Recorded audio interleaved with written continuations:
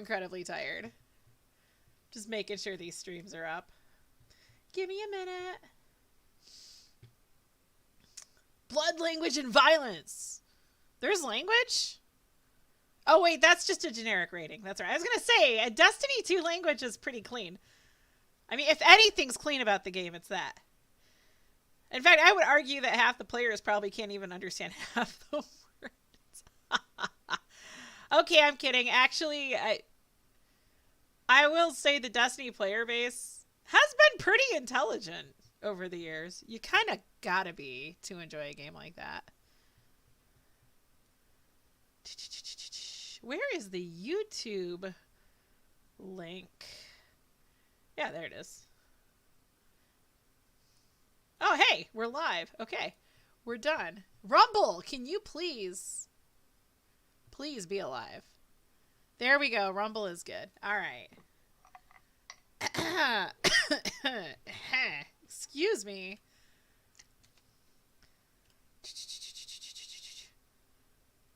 $80?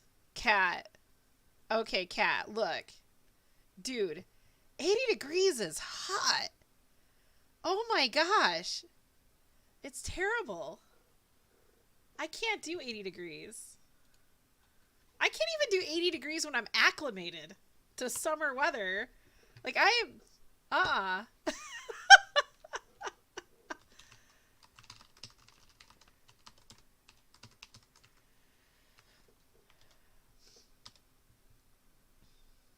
It's great with no humidity. Yeah, you're right. You're right. It's amazing how humidity can ruin everything. Like 50-degree weather also is amazing, except when it's humid, then it's like really cold. Oh my gosh. So cold. Live with Destiny 2 ViDoc info about the next DLC. Let's go. Boom. All right, we're good to go. You guys ready for this? Any comments, questions before I start this? Before I hit play? I saw it, but I didn't hear it. I had to look through it to get stuff for a thumbnail. But let's do this. Oh wait, you guys don't have sound. Right?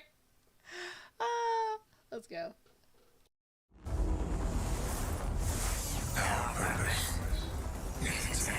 The stakes are higher than they've ever been. Have we been built to defend the Traveler? Have we been built to defend humanity? The Witness is going to bring all of that to the test. What is that? How would we react if we were facing extinction? And how are we going to stand together to overcome this? You know what must be done. We were created for this moment, to deal with this conflict, to solve for this enemy. What the hell happens when evil finally arrives and confronts the Traveler?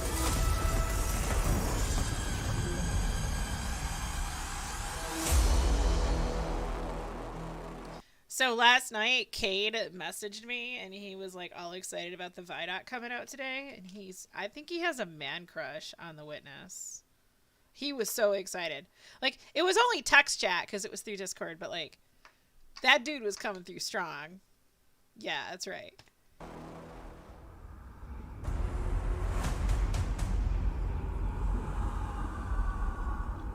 The Traveler is threatened. The Witness is here. Callus's forces are here as well. The Pyramid fleet is here. Big shit is going down. Lightfall should feel like you have stepped into the middle of an active war. One of the values that we really wanted to push was making sure that you felt like the tip of the spear. You were the one who was initiating the action. You were the one who was... Dude, that guy has been with Bungie forever. Like, all the ViDocs we've watched, he has been in, like... I think the first one we saw him in was maybe Mars, like, for Escalation Protocol. Maybe. It's very androgynous figure covered in a mystery wrapped in a power fantasy. I'm crushing a bit. I don't see him as androgynous at all, but he is mysterious and alluringly creepy. How does that sound? Oh, also, we'll watch the movie. Okay, hold on. Can we segue for a minute, guys? Of course we can. It's my stream. I'll do what I want. I do what I want. So Destiny's been putting up some... They put up some past videos. I think they're transferring content from one YouTube channel to another. Because I noticed they posted up something older. Or YouTube is just being weird. Oh, we have so many trailers. Holy wah.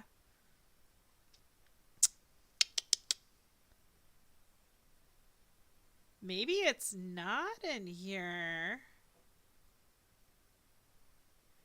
Witch Queen, Beyond Light, Seraph Ending.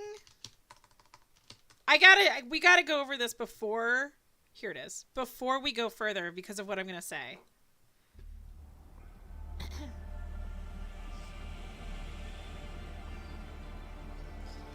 So first off, I'm thinking, oh look, it's our favorite Schnell building, you know, area number 1. I don't know. I think the areas are there. No. I think this is 1. And then 2's over there. 3, 4. Yep. And I've been kind of thinking this ever since we started seeing the Lightfall things. But I firmly believe that this is the best time to bring back one of my favorite raids ever.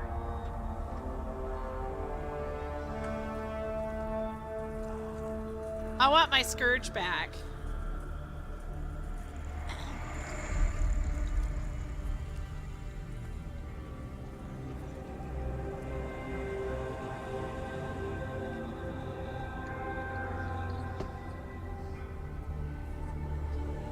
Also, their animation's getting a lot better. It's happening again. The whirlwind. Kay got excited about this too. Yo, Big Evil, what's up, dude? Don't worry. The great machine will never abandon anyone again. This is so cool.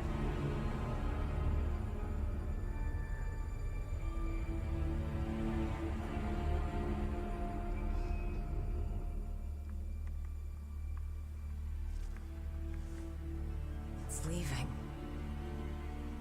The traveler is leaving.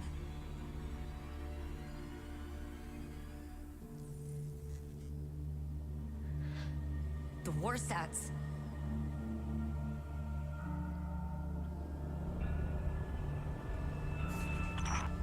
Aramis, please do not do this. If you care at all for our people.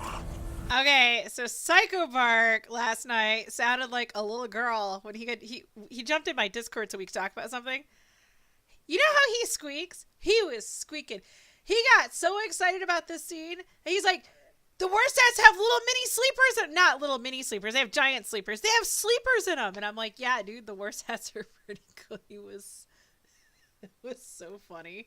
Wouldn't it be cool to travel to space and reactivate one of these Warsats and actually shoot it? If there is anything left in your heart,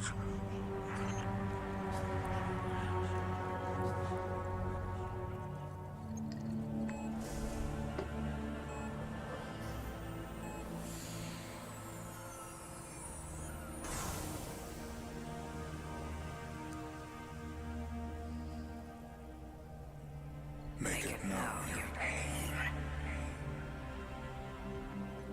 I know. It's time. For Reese. Goodbye, Red.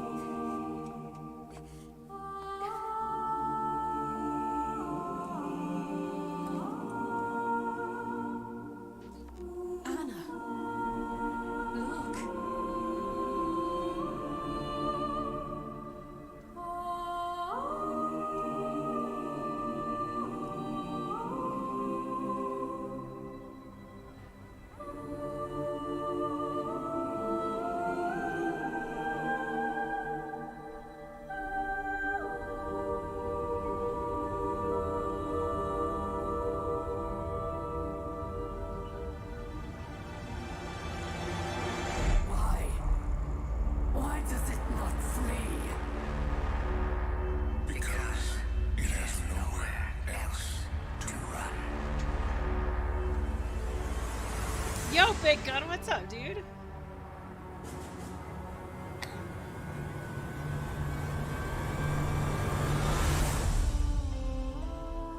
Alright, so that was the ending movie for the season in the last mission that was just released on Tuesday. So I wanted to show that just because I was like, they need to bring back Scourge of the Past! But okay. So it is the lead-in to the next campaign. That is what the ViDoc is about for those of you who aren't familiar with Destiny. Chills. It was a very well done movie. Just playing season 2 of COD, so you're enjoying it for sure. Creating the action. Nice. You were the one who is taking control. You were the one who is attacking things. What this tone gave us the chance to do was to really surface the friendship, the camaraderie, the connections that we have to each other. Is that the melee? Title, like, we'll need your troops. If the end of the universe is coming, what do we have left other than each other? Keep the enemy away from the Traveler at all cost. There's a pretty big, serious threat that is happening to the solar system, so we really wanted to bring that gravity and that weight into the story. In a major way, what we're doing right now is we're both setting up the finale for the Light and Darkness saga. We're pulling the Witness into the frame for the first time. The big question has been, what does it want with the Traveler? What will happen when it finds it? And in Lightfall, it does find it. I feel like the Witness is so drastically different from any other antagonist that we've had in Destiny in the past. Now, a lot of our Destiny antagonists are like kind of over the top and theatrical in their own way. And then we have the Witness, who's just so reserved. It's all about control with the Witness. The Witness is here to finish what the collapse started. Now, he's definitely, for anything I've seen in Destiny, the Witness is incredibly unique and definitely set aside on his own as a character. Alice, always been power hungry, in it for himself. He's now signed on as one of the Witness's disciples. We're seeing Callus go through a transformation and emerge as something new. My semblance matches my inner beauty. Okay, so Callus has been made over. That's just insane. Odds are stacked against you. The Witness has arrived. We got Callus. Everything's under attack. How do we deal with this? And then you find this thread. We knew we wanted to do another Darkness power in Destiny. Are we gonna do what everyone thinks we're gonna do? Or are we gonna make, like, you want a reaction, Cat? First thought here, dude got rid of the porn stash. All right, he got rid of the porn stash. Now he's got like this like trimmed beard. Yeah, he's pulling it off. He's pulling it off. Callus looks like he's wearing in the trophy room. That's where it went. He freaking stole it from us. Poison. No. We're going to do something that you'd only find in Destiny. We're going to go talk about this thing called Strand, and it's the web of life. What does it mean to have a cosmic web that's connecting everything around you? How do you actually make that like an ability? How do you make that like a power? It's something that doesn't actually exist. You can't just point to fire, electricity, or ice. Coming up with the idea of the strings, the strands lighting up the world. I think that was when everything kind of started to come together. Strand is unlike any of the powers that we've gotten before. We didn't get it from the Traveler, we didn't get it from the Pyramids. It is a power that we find is unlocked within us as Guardians. When you pull on that thread and you start manipulating that web, ooh, you can do some really powerful things. Okay, so they're giving me more AoE crap. We might do another little circles build with it. We have some exciting player class fantasies coming up with Strand that we're introducing. So we have the Hunter Threadrunner, which is going to introduce this threaded spike. The Hunter Super Silk Strike, it's this kind of rope dart. You're constantly moving, constantly it's attacking. so bad in PvP. It feels fluid. It has an amazing style to it. It's just something we've never seen in Destiny before. And then there's the Titan Berserker. and the name is pretty fitting. The Titan Super is Blade Fury, where you weave these giant blades onto your hands. You have a melee attack that you can kind of combo indefinitely, and then you have your heavy attack, which sends out these suspending waves. And then there's the Warlock Broodweaver, the mastermind of the minions that we call the Threadlings. The Warlock Broodweaver Super is Needle Storm. You create 3 sources of power, and then those then get launched out, and then those fly through the air. When they hit an enemy, they'll explode. When they hit the ground, they will then charge up and then turn into Threadlings. Interesting. Also going to be OP in PvP. All the classes will have access to a grappling hook. That's what When you I wanna select that, do. that takes up your grenade slot. It was a hard challenge because, like, how can you make this idea of swinging through the world equivalent to a grenade? It's like and Spider-Man. so designers came up with this idea of a grapple melee. The grapple melee is incredibly Oh, can we like hook it to a sparrow and have someone like yank us around the EDZ or something? Because that would be cool. I grapple onto an enemy, which stuns them for a second.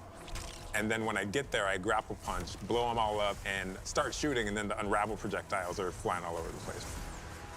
All that stuff coming together was magic for me. Oh my God, that's Destiny? Neo Muna? Yeah, now who Neo are these Muna guys? has existed for hundreds of years. It branched off from Earth. Hey, is this, forget it, I can't remember. During our collapse and shut off any communication. So they've been secretly existing on Neptune for a very long time and keeping themselves safe. It was amazing to see how the concept artist made all of this beautiful art feel really fresh and new, but also a part of the Destiny universe.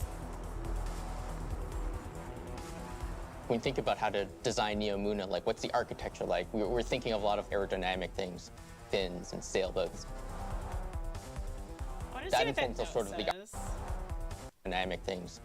Fin structures are able to rotate in order to better direct and diffuse atmospheric flow. Huh. Fins and sailboats. That informs us sort of the architectural form language that kind of looks unlike anything we've ever seen before. The high winds, strong pressure.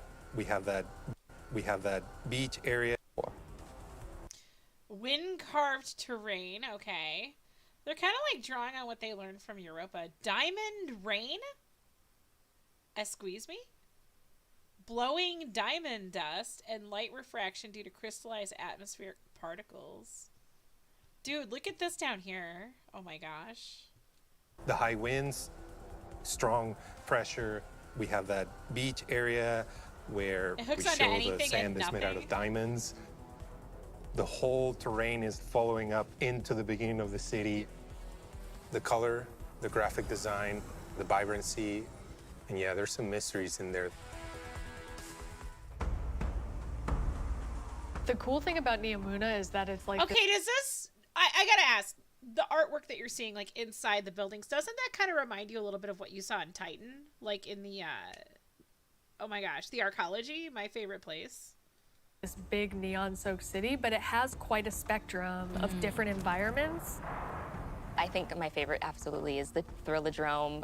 It is an arcade lost sector, and I think we can relate to spending our days in a sticky arcade. Sticky? Playing games with our buddies. I'm also so excited for people to see the puka pond with all of the pukas that have been like such a mystery since Beyond Light. Yes! I want a puka. And then on the other side of the city is Callus's ship. The Typhon Imperator has landed square in Ahimsa Park. You see that the Frickin' city Callus. is indeed kind of Look at this. This mother trucker already has, like, statues of himself. That's what that looks like. Whoops. I boo-booed. Oh, well, let's just Drome. go. It is an arcade lost sector, and I think we can relate to spending our days in a sticky arcade playing games with our buddies. I'm also so excited for people to see the puka pond with all of the pukas that have been like such a mystery since Beyond Light. They're so cool. And then on the other side of the city is Callus's ship.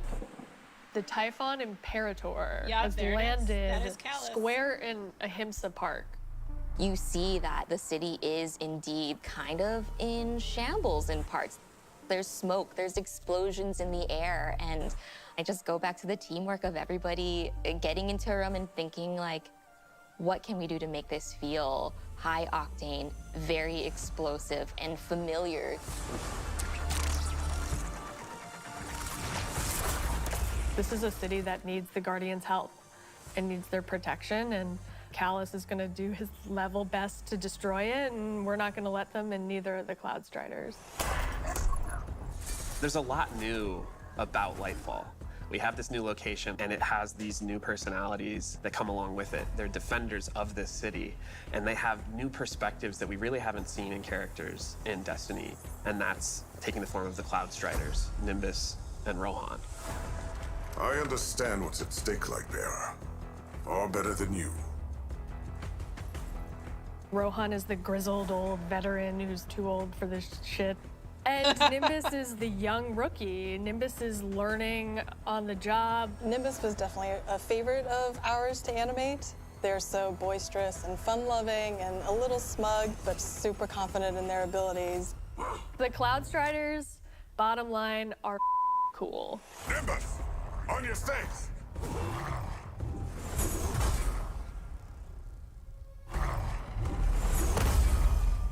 We want the Tormentors to be the most scary unit that you've ever fought in the Destiny universe. Holy crap, this combatant is very powerful. It means business. It's incredibly intimidating. This thing wields a massive scythe, has command over all this void energy. The Tormentor can like grab you, and that's something we'd never really done before with the boss. Throws out the scythe, has the player in his hands. And in those moments for Dark Harvest, we actually do things with audio to make it feel even more intimate, where we duck out all the background sound. So you really have this intimate moment with this terrifying creature grabbing you.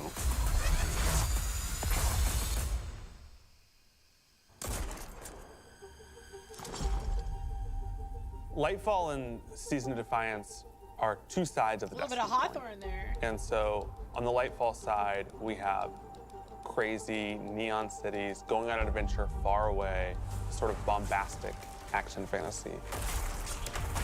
On the Season of Defiance side of the coin, it's a story that's much more closer to home. Season of Defiance is about the ground war on Earth. Callus's forces are invading, and we're defending Earth. We're freeing prisoners. Go, now. We're trying to protect the last city, but much more directly and under much more threat than we have seen in a long time. You're working with Petra, you're working with Devram, you're working with all these people that you know that are close to home and that are battling love Devram for the real Kay. thing you're trying to save.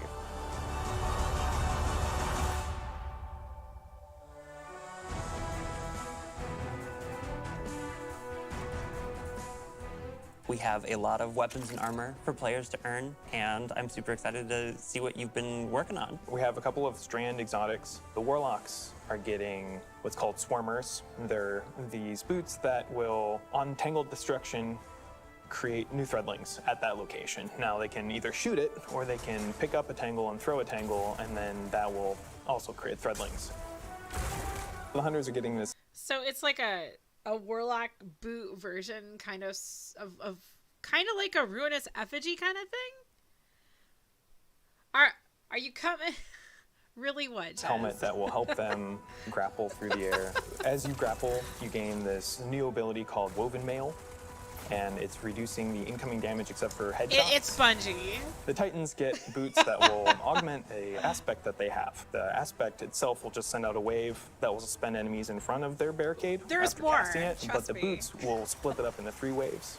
Whenever they spend an enemy with these boots on, they also gain Woven Mail. So pushing the front line further and further by being tanky. I have been caught by those boots a couple times in our playtest. We have this incredibly cool heavy metal machine gun that fires according to its own rhythm, where it gets alternate effects every 4th bullet, and then every 16th bullet, it gets even more added to it. So we have this pistol that will use advanced technology to find your enemies. And so suddenly you're not worrying about aiming, you're really worrying about surviving during the lock-on time.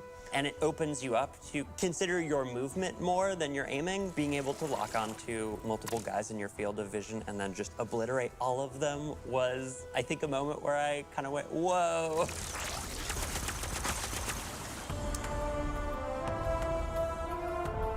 They have been coming out with some really good sidearms lately. We're introducing a ton of new features. I like legendary that sidearms, are though. designed to make I feel sure like that they the screw player 'em up in experiences are as good as they can be. I think one of the things we're most excited about are loadouts and what we're calling build crafting 2.0, which is the system of both, hey, let's make it more understandable to how you make a build, and then let's allow you. All right.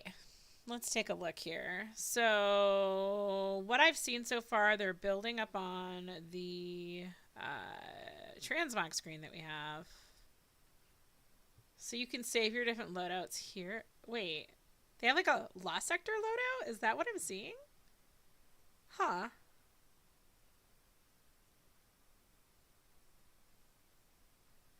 These are the different things that you have on your armor. So the... Huh. Well, at least we don't have affinities anymore. I'm glad to be happy. I mean, I'm glad to be happy. Of course I'm glad to be happy. I'm happy that they're getting rid of it. Let me see. Huh. To save that build and quickly swap between them. When we started Like the process anywhere? of figuring out how we are going to improve build crafting, one of the things that we knew we needed to do was make it easier to go from I have never done any build crafting to I'm really engaged in this system. When we engaged with the UI team and we said we need to improve this experience. Oh, wait, they wait, came wait, back I want to with, see what if we that. did Bring that a back. engage with the UI team and we said we need to improve this experience. Dag nabbit. YouTube, if I'm double clicking, don't freaking minimize, like... We need to improve. I'm trying to do like a quick fine tune, like... Don't Engage with the UI tease me team, with and we said, something we like need to that and barely show it. Okay. That is sexy. I really hope the Warlock gets something cool like that. I wonder what that is. Like, okay, that's... Why is this so cool? Huh.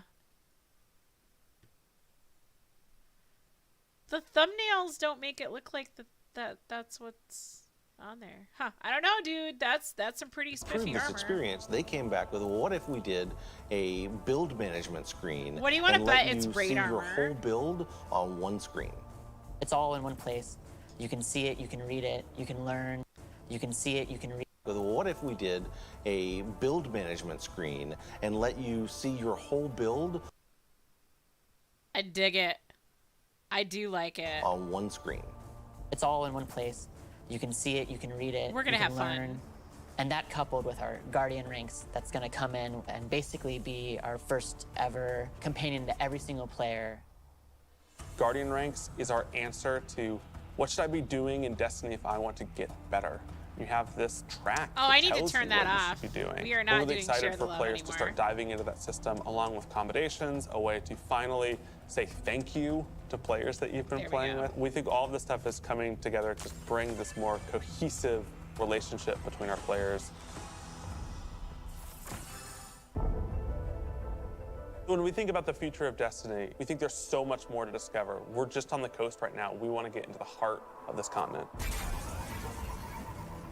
We are walking to our 10-year anniversary of Destiny, and Destiny being such a core part of our players' lives. We just want to keep building Destiny. We've been talking about this antagonist to the Traveler for so long. In Lightfall, we get to spend time with the Witness in a way that we haven't yet. We're paying off storylines that have been coming together and been building for years. More questions will certainly arise. We have this finale with the final shape that's coming right after Lightfall, where we're closing down the Light and Darkness saga. But Destiny is far from over. This universe is about more Sadness. than the conflict between the Traveler and the Pyramids, and we want to show you new ways to explore it. We want to show you new things to discover in the universe, because we think that Destiny has a lot to offer, and Lightfall is the catalyst for that. It's high stakes, thrilling action, all at the same time pushing the Destiny story to places it's never been before.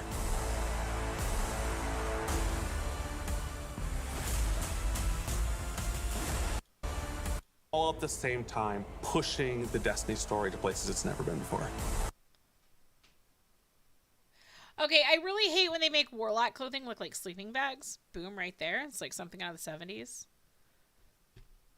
This is a cloak that drapes down in front. That's what that's got to be. It's cool. I wonder... That looks kind of cool. I'm digging the boots.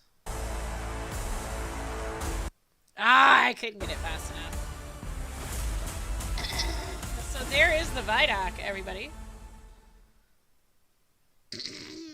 Excuse me. Okay. We might as well take a look at a few other things, and then I want to look at the TWAB. We have the Game Awards trailer from 2 months ago. When we think about controlling something powerful, it's easy to assume it takes strength. But what I've learned, through loss, we can overcome the impossible. What do you want to bet? This music is fucking copyrighted.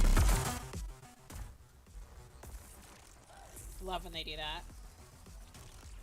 Let's get some original music in the trailers like we used to have. This is kind of why I stopped doing the trailer thing on my breaks.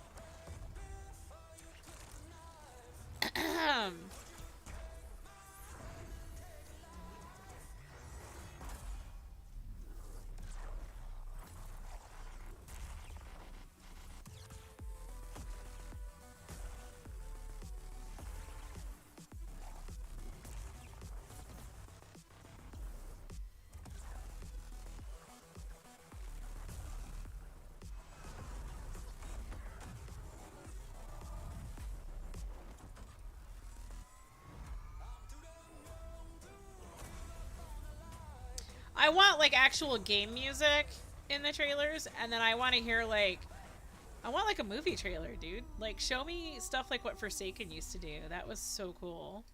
Okay. Next one. We gotta go to videos here.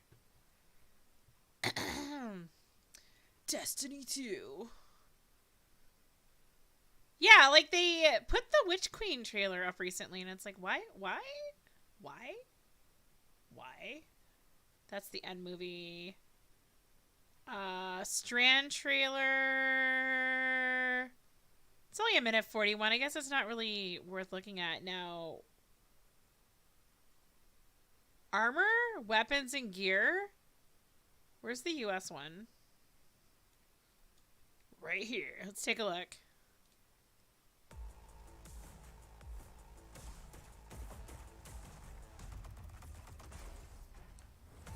The Titan kind of looks cool.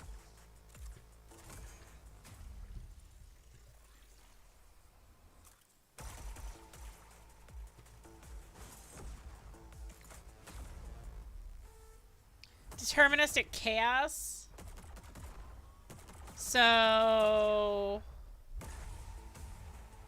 Is that a machine gun or a linear fusion rifle?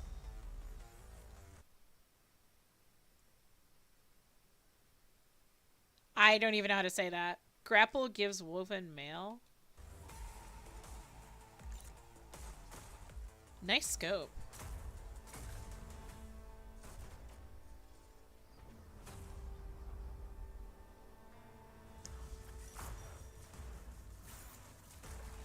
Okay.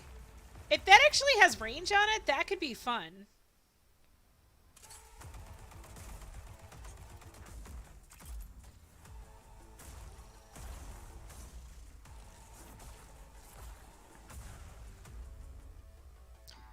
Swarmers destroying tangles spawns threadlings.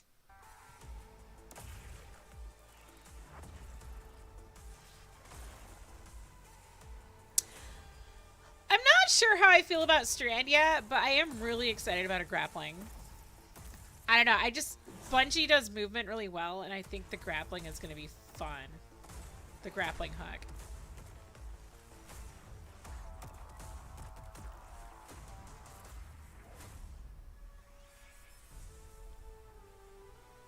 I also foresee a lot of complaints in PvP and a lot of nerfs happening in the next year. Always. Always. All right, guys. We're going to take a look at the ViDoc. We might actually go back through a few of them because we haven't done a ViDoc thing in a while. And I kind of want to get caught up on what's happening. Because I got to start thinking about how I'm going to go into the new season. We're going to have to do an armor build before we do the campaign. I will be doing the campaign with Glitch and Psychobark like I did last year with Witch Queen. Where the hell is my Bungie news? Here it is. Special community focus. So this is a TWAB / other stuff? Is this what this is?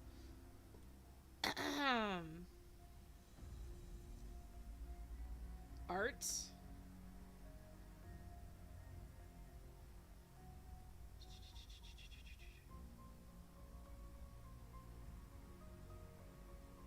Okay, it's just a lot of art stuff. Why am I...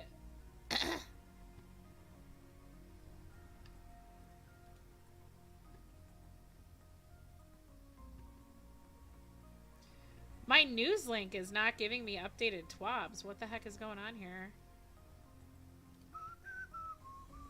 Why is it all... Did they, like, change the link?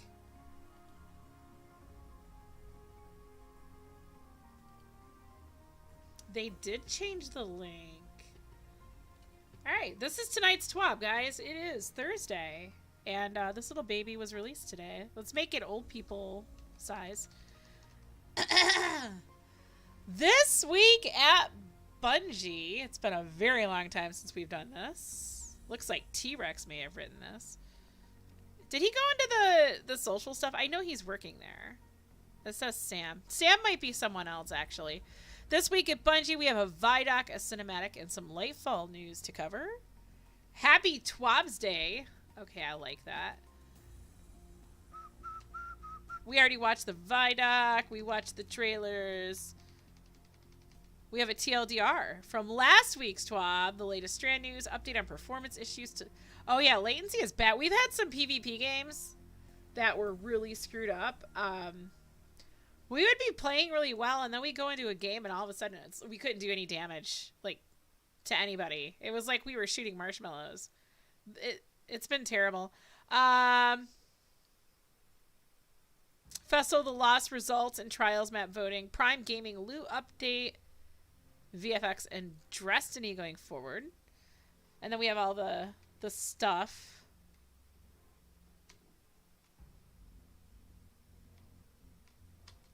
Interactive trailer? Wait.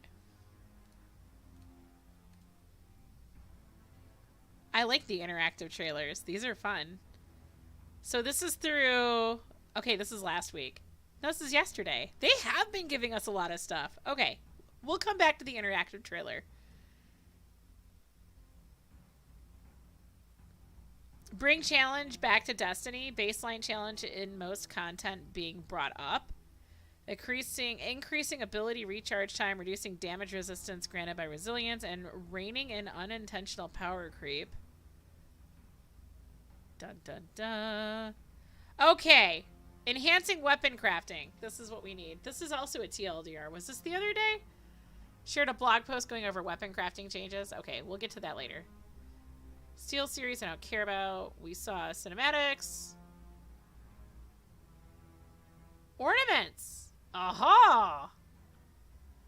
The Lightfall ritual weapon coming in Season 20 is going to be the Ecliptic Distaff of Void Glaive. It's very pretty. While we aren't going to share all the details, we did want to share the new perks debuting on this weapon, replenishing Aegis and destabilizing rounds. And here's a look at the different ornaments. That's Vanguard. And then we have Gambit. Just in time for St. Patty's Day. And then Crucible. I like the glowy glowies. We're changing how paid character boosts work. Specifically, we're introducing a new type of character boost that includes a campaign skip. What? Why would you even skip the campaign? Once Lightfall launches, players will see one of two types of boosts on their character screen. They make people play the freaking game. Gosh darn it. If you don't want to play the game, don't buy it. Lightfall character boost appears when you hit soft cap with one character but have not completed Lightfall. Okay, so it might be skipping on other characters. This boost provides the selected character with a set of high power level gear. It does not skip the campaign, okay? And then the campaign skip boost appears when you complete Lightfall. Okay, so you skips the Lightfall campaign for your selected character and unlocks Strand. And it only includes a set of high power level gear if your main character has hit the soft cap. Okay. PvPers don't usually do story stuff. Dude, a lot of them do story stuff.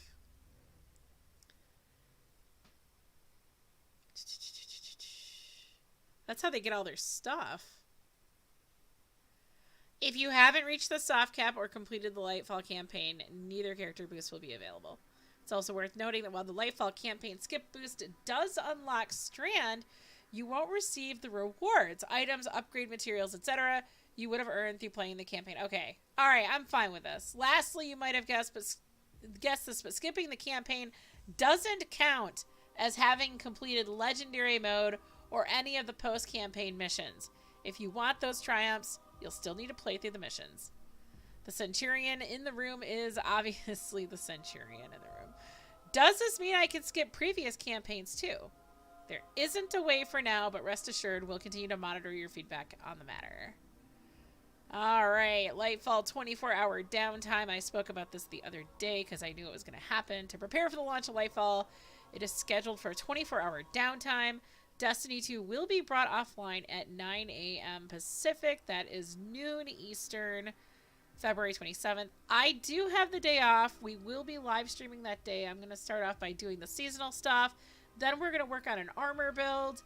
And then we're going to team up with the friendos and do the thing. Ongoing activities will end. Players will be returned to the title screen. And preloading for Lightfall on all platforms will become available.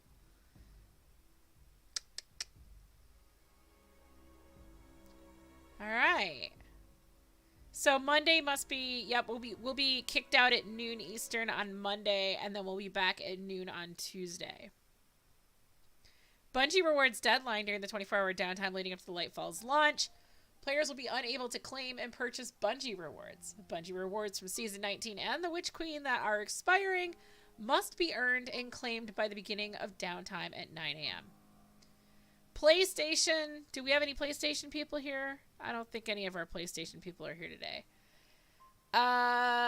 Missing marketing emails. Looks like Xboxers are going to just do the same thing the rest of us are. Players having issues receiving marketing emails should work through the troubleshooting steps, yada yada. Wait, you're on PlayStation? I thought you were an Xboxer. Really? Okay, PS4 players and PS5 players using the PS4 version of Destiny 2 who are looking to preload Lightfall should make sure they have about 80 gigs of free space for an additional install package to be downloaded on top of the existing Destiny 2 packages. The old packages will be removed once Lightfall launches, but during the 24-hour downtime, both versions will need to be in storage for the preload to succeed. There you go, Kat. Make space. Don't tell me Destiny is the only game on your PlayStation, right? It's probably not true. I'm sure Kaz has you ready to go. All right. I had a weasel error. Dude, I logged in. I clicked enter on the title screen, and it weaseled me out of the game. I was like, mother trucker. Then I got in. Players that receive a lever penalty in comp may be unable to launch in the playlist once their lever penalty has expired. This can be resolved by swapping characters and playing another match in the competitive Crucible playlist. VFX from the Symmetry Exotic Revolution may continue to display for players once the weapon is stowed. Cool. The Push the Objective Crucible Bounty does not gain progress in momentum control, and daily Crucible bounties for capturing zones in control are unable to be completed when Iron Banner is active. There you have it, guys. Those are known issues. Destiny House, Movie of the Week. What is that, like Full House? Destiny, but as a 90s sitcom. Destiny 2 Weather Channel. Oh, gosh.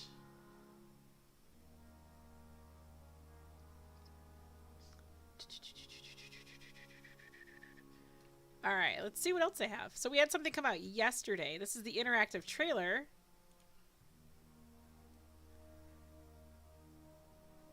History of the Witness, its new disciple, Callus. Oh, Lord. And the piece is set in motion. Frickin' Callus, I tell you. I just can't. I can't. I'm done with this guy. What a prick. Okay. Let's make it big. Make it bigger, guys.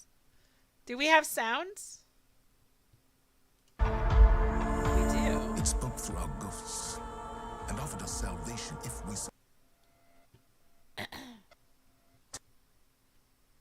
Oh, it somehow... I don't know why the cursor just grabbed on. What, you gonna make me hit play again?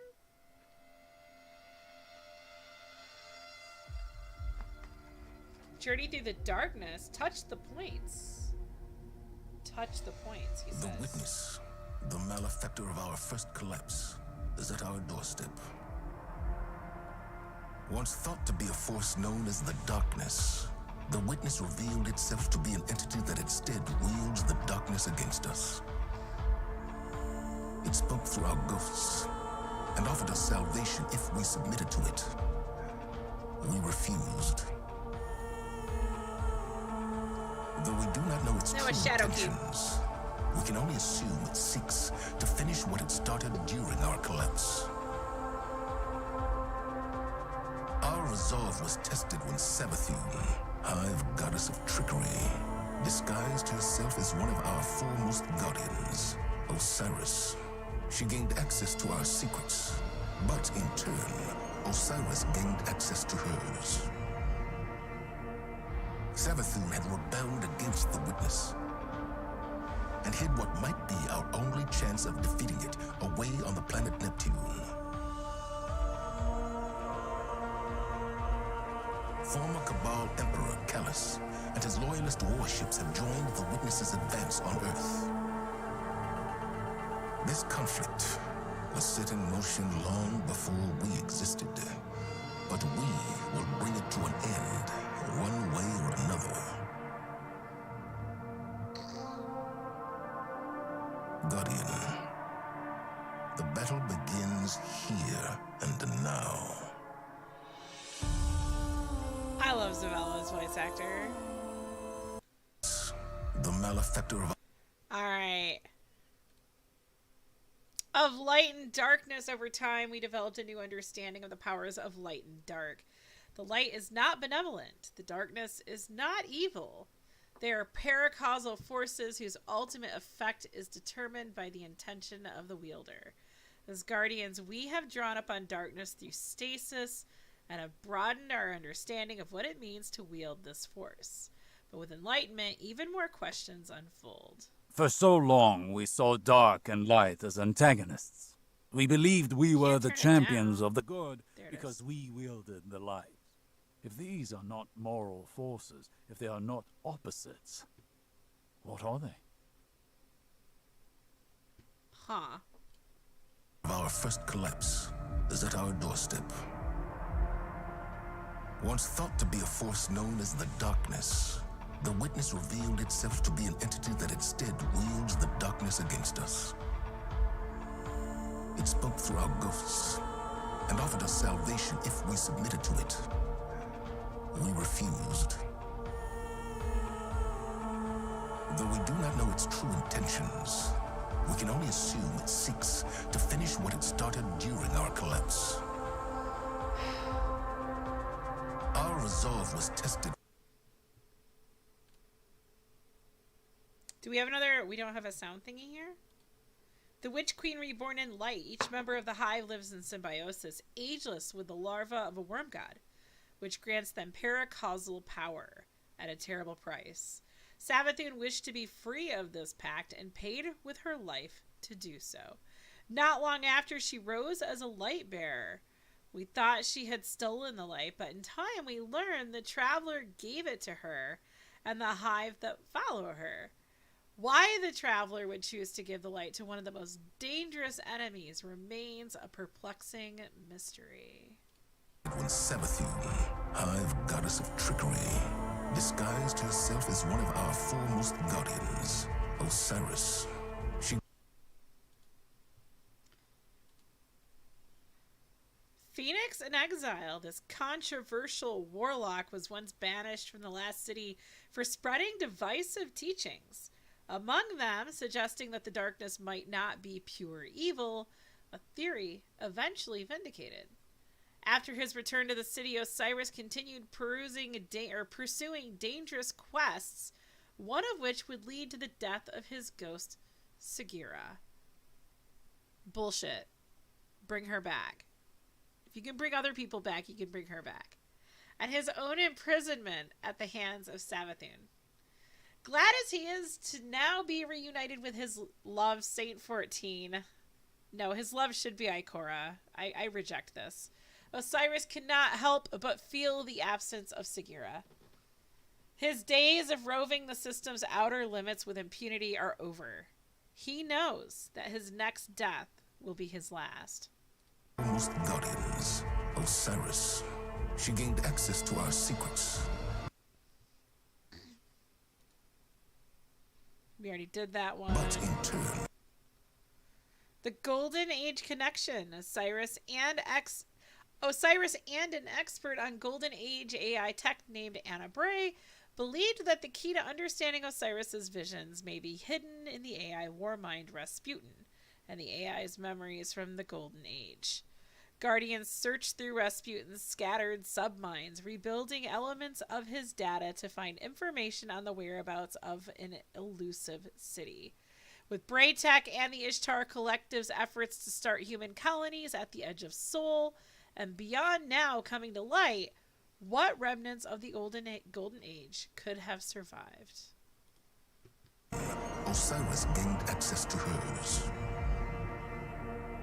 Savathun had rebelled against the witness. The war for Neo Muna, I think Muna or Muna, I don't know, we'll find out. If the witness is taking an interest in a secret colony on Neptune, something truly powerful must be hidden there. Could this be what the mysterious Cloud Striders are protecting? Could a Golden Age city possibly hold the key to stopping the witness and ending the war that began generations ago? And hid what might be our only chance of defeating it away on the planet Neptune.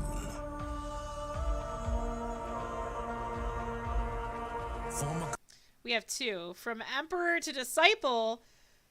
That is a cool picture, though. Cruel and eternally vain, the exiled emperor of the Cabal, Callus, was deposed for his decadence by his daughter, Keitel. During his exile, he developed an obsession with the voice in the darkness, which he later came to understand as the Witness. Pledging himself to the Witness's service, Callus has returned, seeking power on behalf of his new master. Keitel's Vanguard Alliance. Despite being born into royalty, Keitel scorned her father's hedonism and assumed leadership over Cabal forces, doing what she believed would bring her people both glory and peace in the wake of the destruction of her home planet, Torabottle. Although her recent alliance with humanity began on shaky ground, Keitel values the continuation of her people over pride, and agreed to help the Vanguard defeat her father and the Witness. Emperor Callus and his loyalist warships have joined the Witness's advance on Earth. This conflict was set in. The Witness is chosen, previously the only known member of the Witness's forces, was the disciple Rulk, who we killed. Now Soul faces invasion not only by Callus's Shadow Legion, but also from a new enemy known as Tormentors. Fearsome warriors who wield scythe-like weapons and employ light-suppressing powers to best even the strongest of Guardians. We know the Witness studies power and repurposes it for its own ends. From what terrible source are these Tormentors born? Not kings, not gods, disciples, prophets, saviors serving existence. In motion long before we existed. That's it. But we will bring it to an end, one way or another. What color do you want, Cat? The battle begins here and now.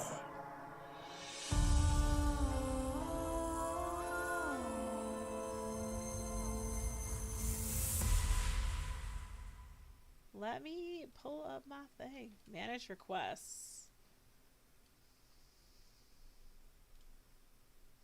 I need a color. Strand green. I got you. Green doesn't show up very well, but we'll try it.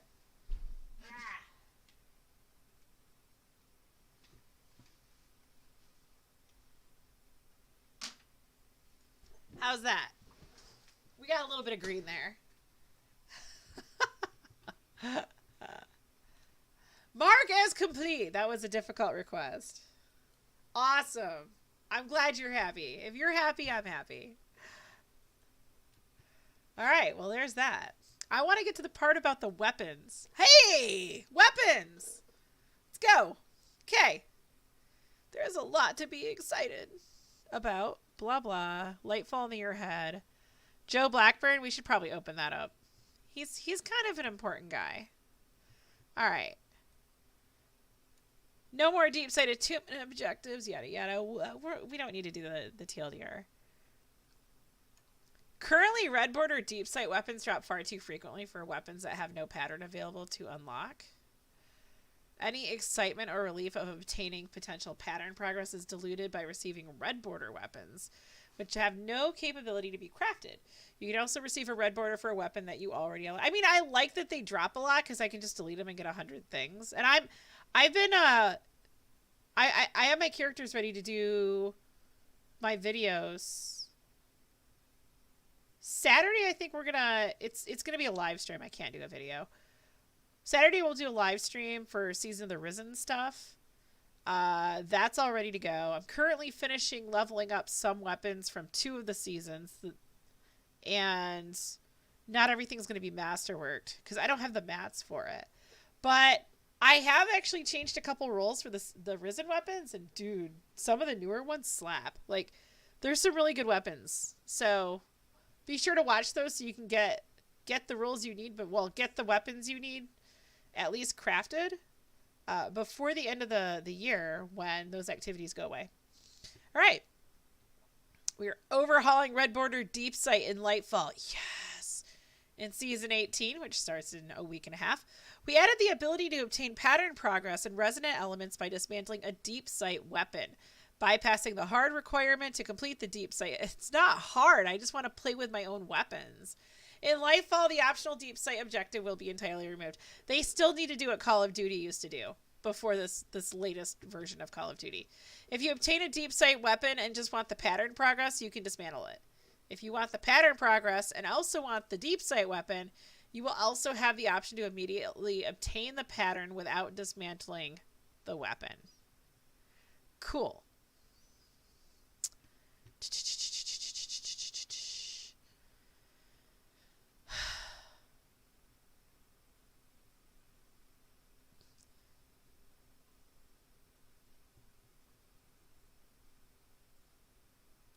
Deep sight will no longer drop for any weapon that does not have a pattern available to unlock.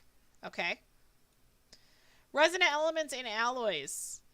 In Lightfall, shaping perks will now require standard currencies. Okay. Glimmer. Enhancement cores. I've actually been doing more Banshee bounties lately. I've been doing what I can to get enhancement cores. And also, I've been leveling up all my dudes. Because after you get through 1 or 2 runs, you just get mostly, like, enhancement cores. And I'm currently farming for weapons. All of the seasonal weapons from last year, except for, I think, the ones that were the last season, are available in Dares of Eternity. I was grinding out Dares last night. I'm still trying to get red boxes for, like, the Dares of Eternity weapons, because there's some really good weapons in there. And I did get my God Roll linear or trace rifle, except, like, it doesn't have the range masterwork. But I still want to craft it. But, like, this week they have the Season of the Splicer weapons, and there's some of those where I didn't get my God Rolls. I just never got what I wanted. So there is an opportunity, like, those drop a lot if you're doing dares. So throw out a YouTube video and run dares a lot. And that I can still get my God Roll, oh man.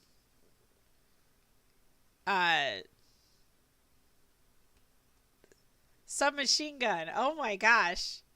From the Wrathborn season, because it would not drop me the one that I wanted with my mag. It never gave me what I wanted with TAC mag. I have flared magwell. Like, it's a really good SMG, but if I can get my God Roll from dares, I'll do it.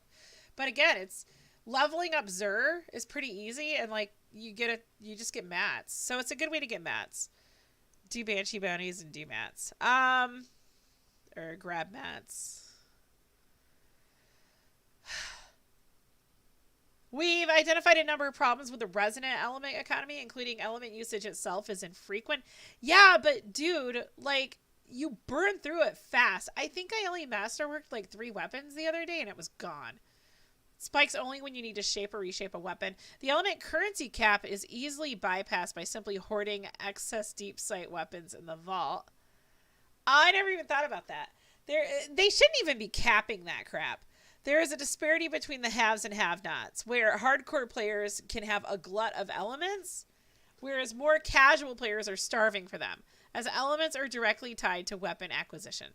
In addition to those problems, the larger concern is that elements aren't integrated. Before I move forward, I just don't punish hardcore players for playing the game. I have over 8,000 hours in this frickin' game. I deserve to be rich. Like, come on. I put the time in, and unfortunately the money as well. Like, get rid of the frickin' caps.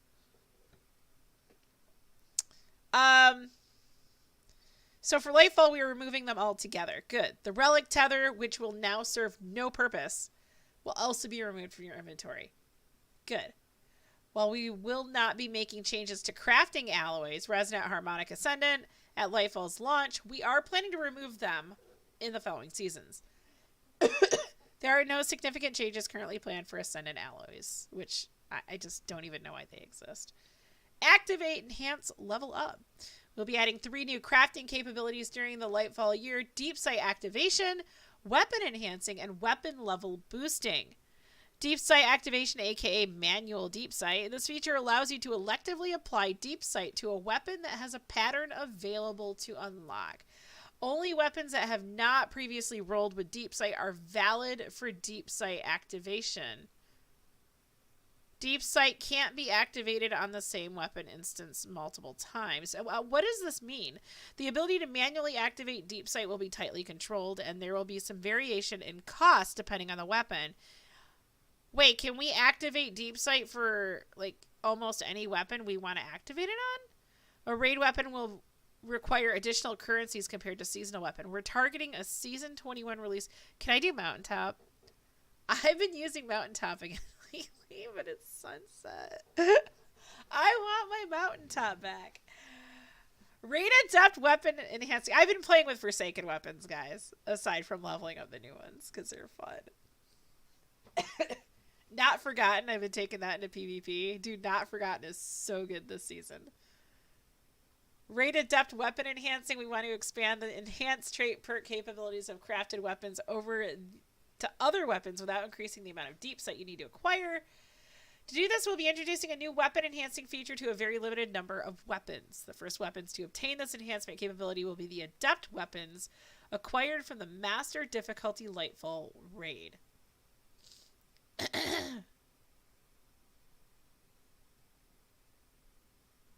Interesting.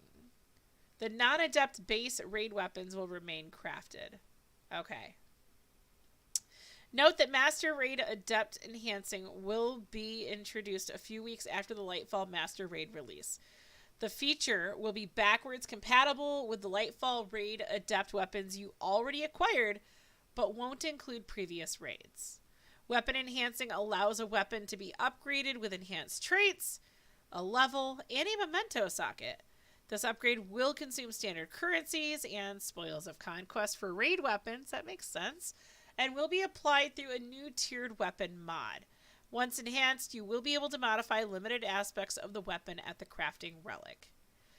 For the initial limited rollout, weapon enhancing will have 3 tiers. I wonder if this is like the reroll that people were talking about before. Enhancement Tier 1 replaces the existing Masterwork, grants an enhanced intrinsic, weapon level, first enhanced time stamp, and memento socket. For raid adepts only, it allows full selection over the barrel and mag perks. Oh, nice! These perks are individually gated by level, same as crafted weapon. I mean, how many times have I gotten a raid weapon with like great perks, but like the barrels and mags are trash? So I was like, oh, this gun doesn't feel good. A lot, guys. I would love to have full control over those. The cost of weapon enhancing tier 1 will be based on the Masterwork tier that is being replaced. Enhancing a weapon that has a Masterwork tier value of 10 will be much cheaper than enhancing a weapon with a Masterwork tier value of 1. Enhancement Tier 2, weapon level 11 requirement allows enhancing the left column trait perk, and Enhancement Tier 3, weapon 17 requirement allows enhancing the right column trait perk. The enhancement feature will be added to new raid adepts starting in Lightfall. Due to technical limitations, we will not be committing to a wide expansion of this capability to other weapons until we investigate further. That is completely fair. Weapon level boosting, there are far more crafted weapons than there are equipment slots to accommodate them. So we're adding another avenue to increase a weapon's level without needing the weapon to be equipped. A new weapon mod will be added that will increase the level of a crafted or enhanced weapon for the cost of standard currencies. While this will not be initially positioned as the only method for leveling up a weapon, it may be a convenient method for unlocking early perk choices and an outlet for any spare currencies you have stockpiled. We are looking to add this behavior sometime after Season 11. I'll have to see how that works. I'll have to actually get in there and use that before I can really give my opinion on that one. Regardless of how often you craft your weapons, we believe these changes will improve your gameplay experience. Some are coming with Lightfall in just a few short weeks. Others are planned for later in the year. As always, making games is a journey, and sometimes our plans and timelines change. All right.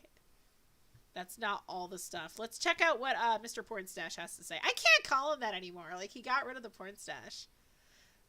Joe Blackburn.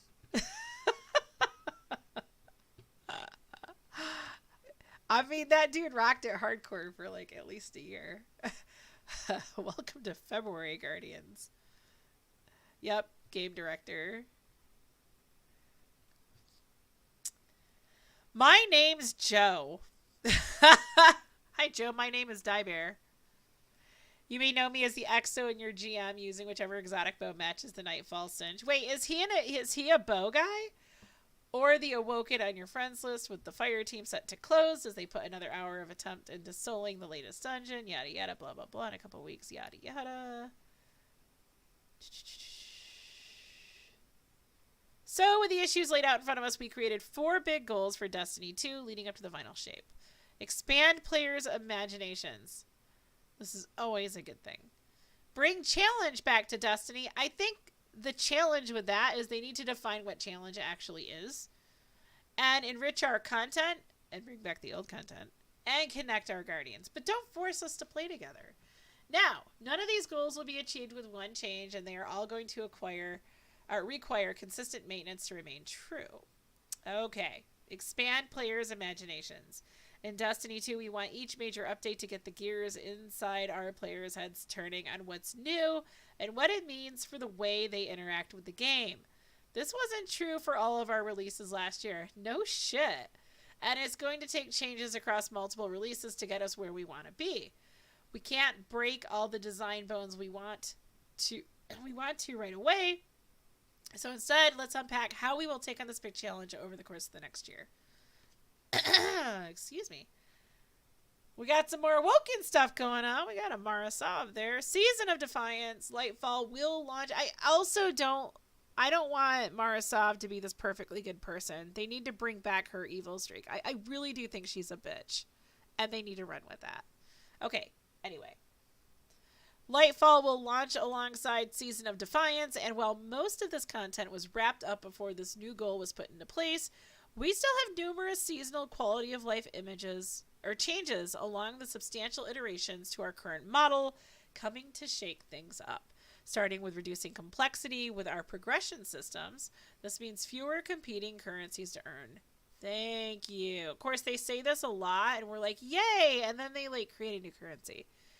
We're doing away with umbrals and umbral energies. So after you've unlocked seasonal focusing, if you want to focus an engram into a particular seasonal weapon or armor, all you'll need is Glimmer and a seasonal engram. So we had seasonal engrams before umbral engrams. So the umbral engrams replaced the seasonal engrams, and now the seasonal engrams are going to replace the umbral engrams. The crappy part about that is you can't carry a bunch of umbrals into the next season and use them to get new seasonal weapons, which is what a lot of us were doing. You could just kind of get creative with those umbral engrams. So they're kind of nerfing them there. I don't think that'll affect most people because they don't do stupid stuff like that. All right, we're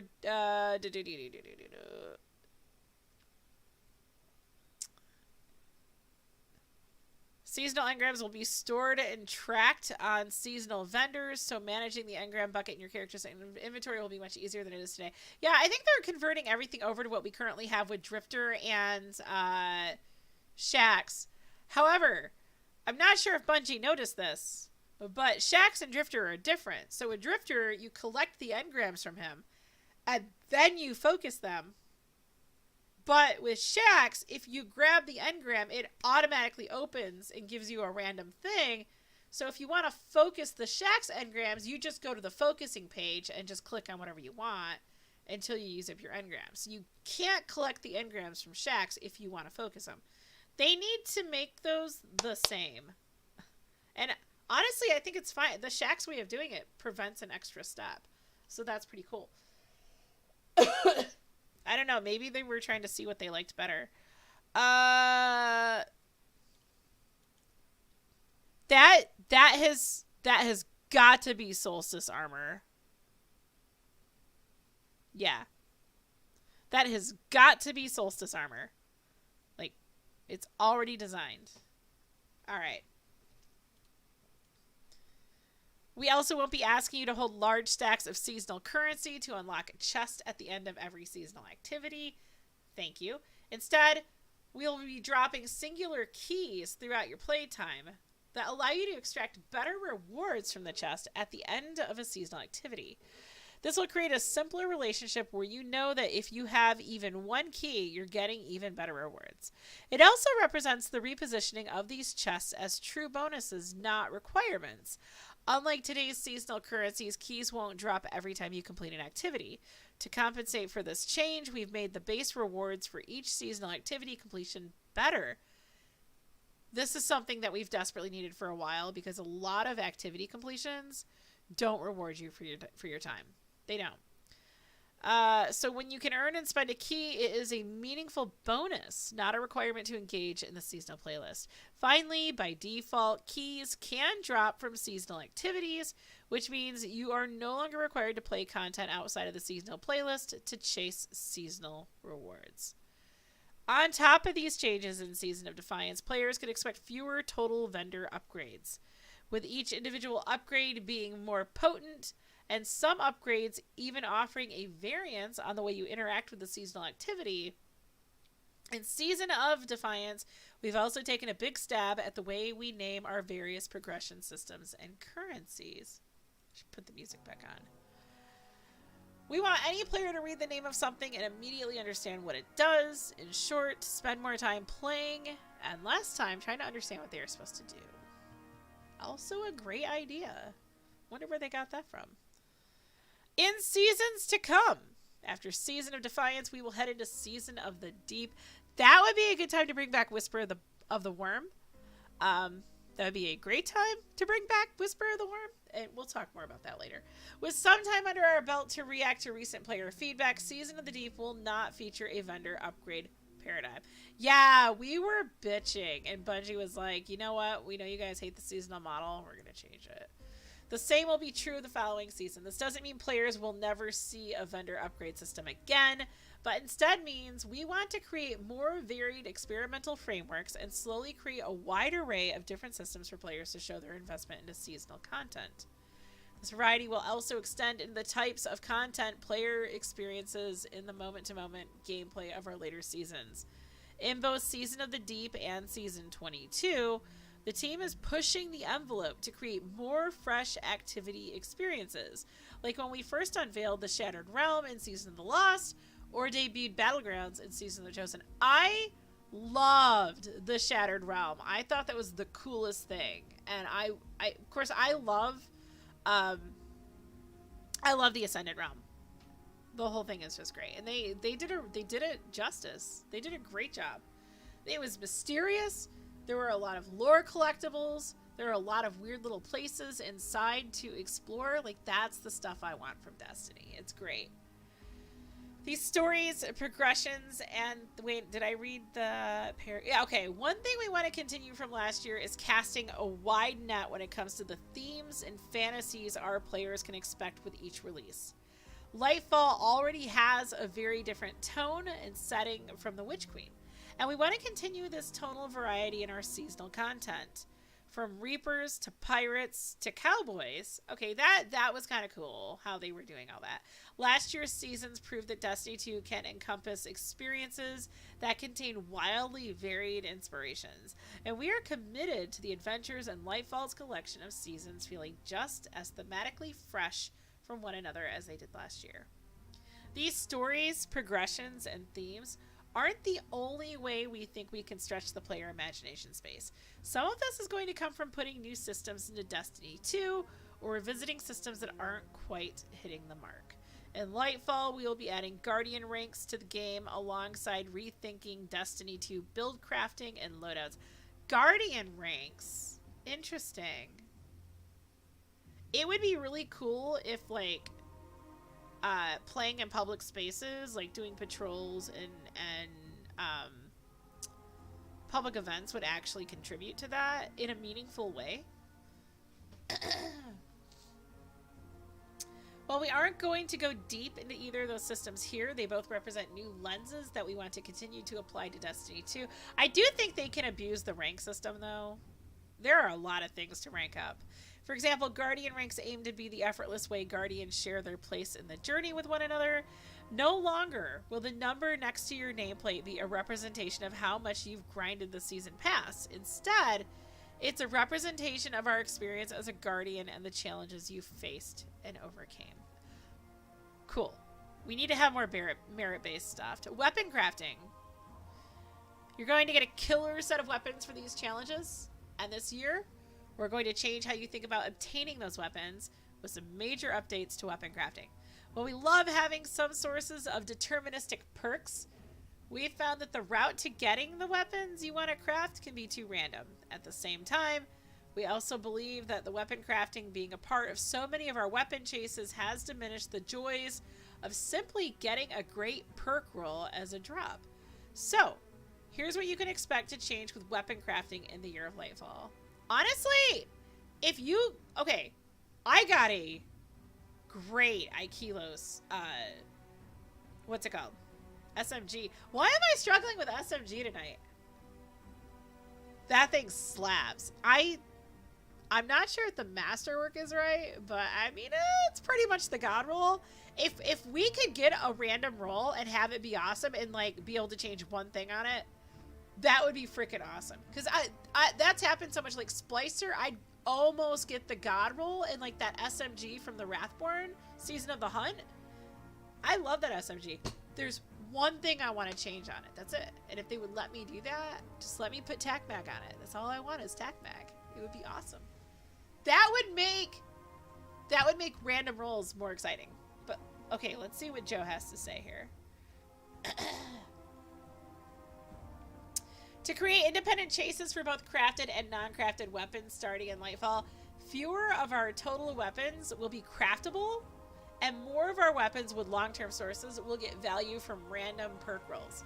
To allow these non-crafted weapons to stand toe-to-toe with crafted weapons in Lightfall, in the Year of Lightfall, more and more of our non-crafted weapons, starting with new raid adepts this year, will have the ability to be enhanced. Enhancing allows your dropped weapon to start leveling up, use mementos, and gain access to both enhanced perks and enhanced intrinsic properties. This is kind of putting it a little bit more in line with like Call of Duty before it got redone. But only the enhanced versions of the perks and masterwork that are already on the version of the weapon you are enhancing. Got it. Okay.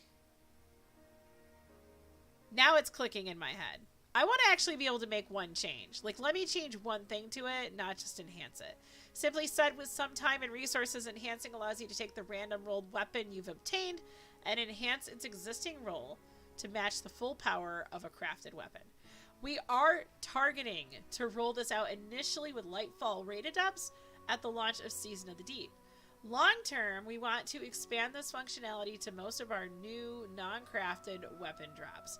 But there are some technical hurdles we need to solve first. Just take your time and get it done right. For crafted weapons, we will have some additional changes planned. You will never see deep sight on a weapon unless it is something you need to make pattern progress on. When you see a red border in game, you will know it's valuable. Okay, appreciate that. Targeting Season of the Deep, we will also be adding a mechanism to activate deep sight on any craftable weapon they do not have a pattern for. Yeah, that I don't fully understand. I want to see what they mean by that. So I guess if you have a weapon that could have a red border, then you could turn it into a deep sight. So you can make pattern that would be awesome. Finally, we want to tackle one more thing out of game to help with our goal of expanding the player imagination. And that's giving our players a little more of a sneak peek into releases before they hit the servers. So, while some of our releases this year will still be kept secret until they hit players' machines, others, like Season of the Deep, will preview and share key details ahead of time. Yes, like, thank you. It's nice to have something to look forward to rather than having them try to like hide everything. I think they've been overly secretive about things. And if they are making a positive change to the game, because we're all complaining about something, it's okay to share that. Like, hey guys, we hear you. And we don't just hear you, because Bungie's great at saying we hear you. But we're actually working on something to resolve this, and we're hoping to have it out during Season of the Deep. Like, that kind of, like, it's called managing expectations. And it's beautiful. Keeps your customers happy. But you have to follow through on it. Okay. Bring challenge back to Destiny. We could have all the variety in the world. And that wouldn't matter much if we weren't also making sure that the content our players spend the most time with is engaging and interesting. I will say Grandmaster Nightfalls, I mean, once you know how Nightfall works, it's pretty easy. It's like learning where to go in a puzzle. I don't know how they would make it engaging. I'm not sure I even want them to make Grandmasters variable. I don't know.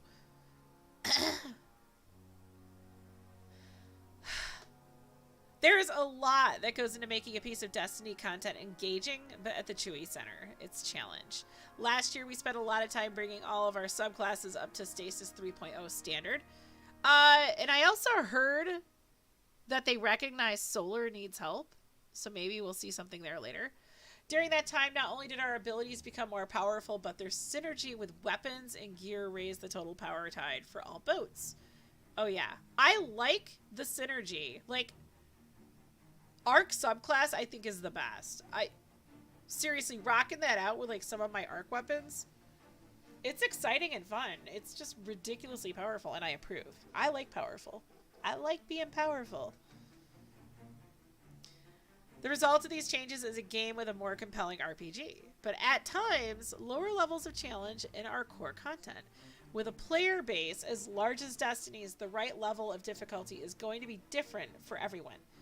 While we are still committed to offering multiple difficulty levels in content such as our campaigns, Nightfall, secret missions, dungeons, and raids, we feel like the baseline challenge in most of our content is just too low. I cannot disagree with that. I can't. Like, the planets could even be a little harder. Although, sometimes it's nice to just sit there in menus and work on something without worrying about dying to that little dude who's, like, shooting you in the back, but... Tuning abilities. Bringing challenge back to Destiny requires a two-pronged approach. If we just tuned up our enemies across the game, we would start to encounter issues where combatants frequently one-shot players and would feel super spongy. As a result, even more relaxing content would require players to conform to the most meta Guardian Lotus. Yeah, I don't like pushing metas. I want to diversify my builds. I'm always playing with different weapons. I'm always swapping things out when I do play. On the other hand, if we were to only tune players' efficiency, the RPG elements would start to feel like they matter less. And Destiny might start to lose its essential fantasy of being this powerful battle wizard in space. Yes, this is important. So instead of focusing just on one vector, we're going to take measured approaches in both the player's toolkit and the strength of our monsters. Let's start with the player's toolkit. Across both PvE and PvP, we believe that abilities dominate too many engagements due to potency. I'm fine with this. I love abilities. Which we don't want to nerf, and uptime, which we do want to tackle. Destiny is a game about guns and powers. We want both to shine. So, starting with Lightfall, I mean, that is a pretty good sell. We are moderately increasing ability recharge time across a wide selection of our abilities, as mentioned in the ability tuning preview last week, guys. We will have updated builds on the YouTube and Rumble channels, so subscribe to those. I'm going to start doing build streams like immediately. We're even going to do a quick build stream just before we do the Lightfall campaign. Well, not an individual stream. That day when we're streaming, after we do the seasonal content and acquire some stuff, I will be doing a little bit, a time slot of like putting together a new armor set. And we're probably going to play with Strand. Although, Arc is still really fun. I think I'm going to do some general build videos too, like teaching people how to use the different mods. I'm also going to do a weapon series, I decided. I've been doing a lot of reading on some, because some weapons I don't really know them as well. Like I know what to do with an SMG or an auto rifle. I needed to learn a little bit more about the technical aspects of like grenade launchers. Nobody has any information about trace rifles, so I just kind of researched trace rifles a little bit and figured out what I wanted for like barrels and mags. Dude, bows, I have a cheat sheet that I work off of, but I think I'm going to read up on the bows a little bit more. And let me tell you something, that cheat sheet, all of my bows I've built are freaking amazing. It's a great cheat sheet. And that is in my Discord. It's pinned in the main Destiny 2 channel. Okay. Anyway. Yeah, the bows are really good. But I'll be doing... I want to do videos that not just say, like, hey, go for this role. But I want to do, like, general archetype videos so that you can grab a gun and figure out what you need on your gun. Like, hey, this is like the sweet spot you want to look at. Team Bow, I knew you were going to speak up at some point. But yeah, I want people to learn how to build their own weapons. I'm still going to tell you what I like and why, because, you know, my guns are freaking awesome, guys. But learning just a little bit, like, wow, like, my Season of the Risen weapons, I was dialing those in yesterday, and I just took it out into the EDZ, and I was using long-range weapons, so I was, like, testing some of my auto rifles. There are a couple of auto rifles from this last year that I'll take into GM Nightfalls and raids, no problem, because they're freaking awesome. But if I'm shooting from a long distance, which I'm going to do in raids, and especially GM Nightfalls, I need to be able to hit that target's head. And that caused me to go back and just kind of, like, fiddle around with it a little bit and change things up. And now I have, like, very easy headshots at a long distance for these weapons. So, again, I'll be sharing these roles with you guys in the coming week. Okay, anyway. We got to get this done too, because the year's almost done. I keep thinking there's like 4 weeks left. It's frickin' February 16th already. Okay. Where am I? Guns and power. We've also noticed that enemy combatants just aren't hitting as hard as we want them to, especially against max resilience guardians. That's right. They're going to be nerfing us. I heard that, like, the current 10 is going to... I heard that 10 is going to feel like the current 8. Like, they're reducing numbers for resilience overall. So, might be a good idea to get those triple 100 builds going just so you can max things at least. So that means, like, 8 is probably going to feel like 6 or 7. Which would suck. I don't want anyone under that stat for 7. Actually, I'm going to load up Destiny and take a look at numbers. While it's loading, we'll keep doing this. Okay. We're adjusting the amount of damage resistance granted by resilience and increasing the energy cost of resilience mods. Oh no, don't do that. From 1 to 2 for minor mods and 3 to 4 for major. So they're upping resilience to match Recov. Yo, Lady Assassin, hello, how are you today? Welcome, welcome.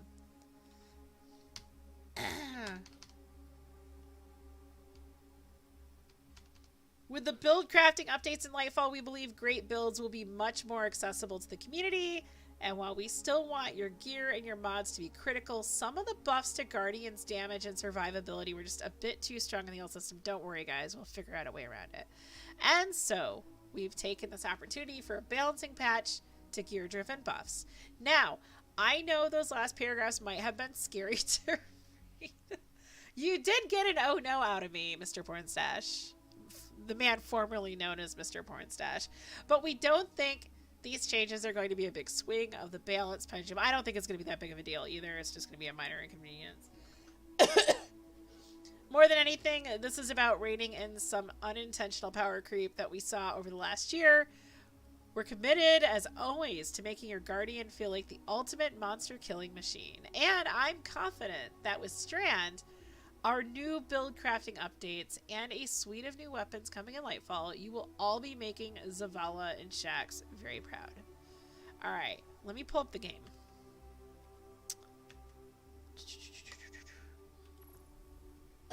Oh, excuse me. What have you been up to, lady? Hey, did you know that we've been playing The Division 2? I've taken a little bit of a break from it because I'm trying to get ready for next year for Destiny, and I'm trying to, like, tie up loose ends for this year's content, because I kind of skipped like most of the season. But yeah, we've been playing Division 2. We've been having fun. Gotta get back into it. Yeah.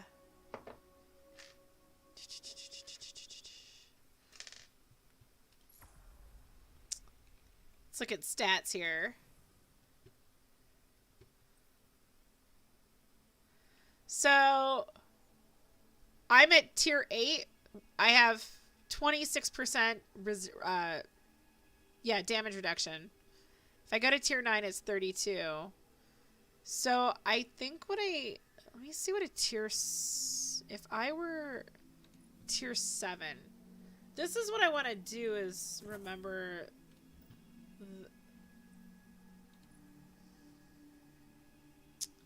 Diver, what are you doing?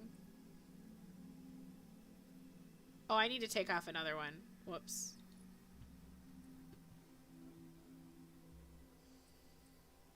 Let's bring this down to 1. So we want... So we're 7th tier now? Okay, so we want at least 20% damage reduction. I've always maintained that. At least 20%. Although I think it was a little less than that when I started telling people to do... So 1/5 of your damage needs to be mitigated, basically. So, alright. I should probably write that number down, so like next season I'm not like, what do I want my damage reduction to be? 20% resilience. 20% Resilience. Okay, let's go right there. You've been still playing Destiny and started playing Red Dead. Oh, how are you liking Red Dead Redemption? Dude, that game was huge a few years ago. Enemy mine, but I promised a two-sided approach to challenge, so let's talk about how things will be shaking up with enemy difficulty. Recently, we've been happy with the level of challenge present in the base Heist Battlegrounds playlist. Yeah, that's actually been pretty cool. To achieve this, we used a difficulty knob that enforces just how over-leveled we let players be compared to the enemies they are fighting. This knob has always been present across our activities, and it's adjusted based on how evergreen we want the challenge to be in those missions. We are pretty aggressive with this adjustment in Season of the Seraph, and it produced great results. The base Battlegrounds playlist in Season of Defiance will use the same settings. Carrying this approach over, we are also going to be adjusting the same difficulty tweak on Vanguard Ops playlist. I wonder how much they're going to bring it up. We aren't going to set this playlist knob to a level quite as intense as the Battleground playlist, but we do want to use this setting to make Vanguard Ops a little more engaging to the average Guardian starting in Lightfall. Yeah, I like to solo strike, so this is probably not a bad idea. This approach to power and difficulty is also going to be present when players are roaming around Neomuna. And while we don't want the entire game to feel like it's turned up to 11, we think... Oops. What did I just do? I accidentally dropped the bottle onto a key. Whoops. We think these changes will help the enemy forces patrolling Neomuna feel dangerous and worth your attention. I like the old leveling system. Remember the Dreaming City when you first went there? You couldn't go to Ria Silva because like everything was way more powerful than you and kicked your ass. Like you had to level yourself up and earn your way into different parts of the solar system. It was so cool.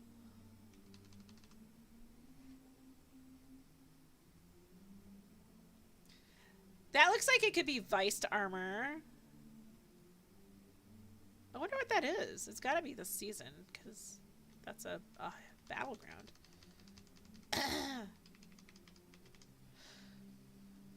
They are saying Guardians are over-leveled. Yeah, kinda. I guess you could take it like that. You may have noticed that we have been experimenting a lot with our power settings over the last few seasons, and we are planning on taking on even more experiments this year. We think that there are some major issues with power in Destiny 2 and how it prevents players from seeing some of our best content. So we'd like to make a big change to the system in the final shape. However, to understand more about how our changes could be improved, we want to keep tweaking our power settings over the year of Lightfall. Some of these tweaks might be found in our back end with little transparency to the average Guardian, while others will be front and center. For example, when Lightfall launches, we will have a power climb that is very similar to that in the Witch Queen, but later in Season of the Deep, we don't plan to raise the power or pinnacle cap at all. Interesting. Okay. Huh. Enrich our content. This is point number 3, I think. 4? 3 or 4? I don't know. With all these changes to power and pursuits, we also want to make sure there's plenty of players to sink their teeth into over the next year. Plenty for players. I was like, who's sinking whose teeth into the players? What? For the last few years, we've been trying to attack this problem by trying to squeeze one more morsel of new content in each release. Yes, please, just quality over quantity. But I think we can get better results with a different strategy, making the existing depth of incredible content in Destiny 2 more valuable to new and returning Guardians. Yes. Fiery Crucible. Let's start with one of our most evergreen rituals, the Crucible. Player versus player combat is here to stay in Destiny 2, as we think it's one of the most inherently replayable parts of the Destiny experience. Oh yeah, Mayhem is this week. So I have been playing Mayhem if anyone wants to hop in. Last year we injected several new modes in PvP, from Rift to Eruption to Fortress. We're excited for some of these game modes to get more face time in the core ritual experience, but we're not done adding variety to the ways you engage with PvP. In Season of Defiance, we're looking at getting Countdown back into the game, along with a respawn variant of the game mode we call Countdown Rush, where players must detonate or defuse both bombs on the map before the round ends. We also aim to run a series of Crucible labs, including a mode where the player sandbox is dramatically changed. Weapon damage, ability uptime, and even ammo are all adjusted in a new mode tentatively titled Checkmate Control. This mode will reward players who use their smarts and their skills. So if the only way the enemy has been able to shut you down in the past is a solo blade barrage, they might be in trouble. This isn't all we have planned for modes, so keep your eyes on labs for more classic and all new modes later this year. Interesting. I do like the objective stuff. Glitch and I played a lot of Rift last week, and we got Elite Eater of Crayons to actually join us too. That was pretty funny. And overall we crushed it in Rift. We had a couple games where we got our asses kicked, but man, you put a bunch of PvEers into Crucible with an objective, they might actually do all right. And we did. I ranked up. I almost had my PvP ornament. Like, I ranked up like crazy. I have a half a semi-level to go to get it. And then I have to do, I need to do strikes if anyone wants to run strikes. Or Nightfalls. I should be running Nightfalls. Okay. Countdown. I actually like Countdown.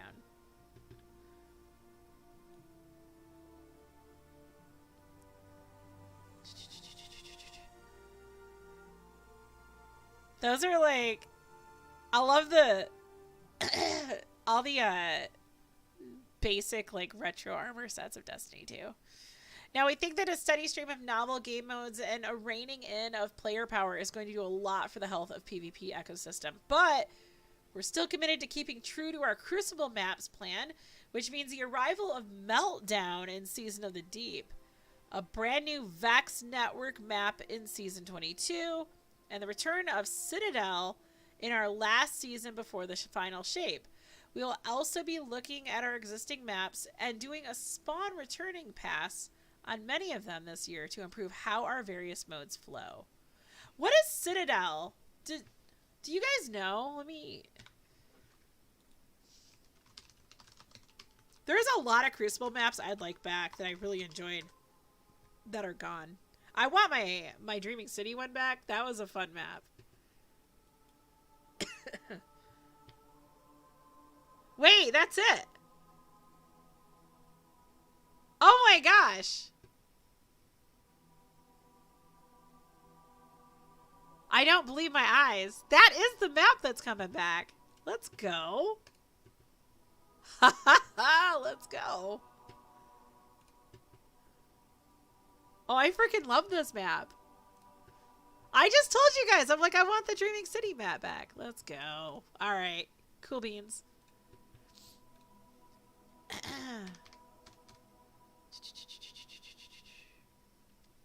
Oh, this is an important one. In matchmaking, we still don't feel we have nailed the trade-off between fair matches and good connections. I have a great connection, but look, if the guy who I'm connected to doesn't have one, like I said, we had some games last week where we couldn't even hurt them. And we went up against some cheaters too. I threw a Nova Bomb at a guy last night and he should have died. And I think I had a hunter in my game that was cheating because he'd all of a sudden be on top of me and murder me when he wasn't anywhere near me. So that was probably a cheating thing. But a lot of the games we've had, we didn't think we had cheaters. It was just things weren't connecting. We still need to get features like dynamic skill ranges in game to allow for players across all skill levels to get consistently high quality connections in their matches. I will say I am enjoying skill-based matchmaking. I know most people hate it. I freaking love it. Like, shove it. I like having it back. I'm actually going into Crucible now and having fun. That's how it should be.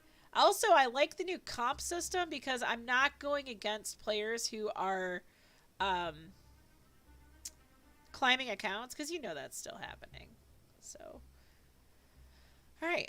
I got a low rank in comp, and I'm actually happy about it. Like, yes, I'll take the low rank. As we continue to adjust algorithms to improve connection qualities, we are also turning our eyes toward lobby balancing, where we aim to construct matches with a more consistent skill spread amongst players on both teams. Lobby balancing at my level hasn't been too bad, but we have had some games that were a little ridiculous. We also want to continue to zoom out and make sure that we're upgrading the meta systems that encourage folks to play PvP. Think of this like the Iron Banner revamp, our recent increases to Iron Banner rep, and our commitment to having 3 Iron Banners per season this year. While we haven't settled on all the final details, we are currently looking at the rewards and matchmaking structures of Trials, and would like to push more updates to that mode this year in order to more consistently keep the population at healthier levels. Finally, in competitive, we want to improve the speed at which players climb to the rank that most matches their Crucible skill and ensure it's clear why you won or lost the specific number of ranked points shown after the match. That's cool. I am stuffy. Oh my gosh. I just want to breathe. Where is my...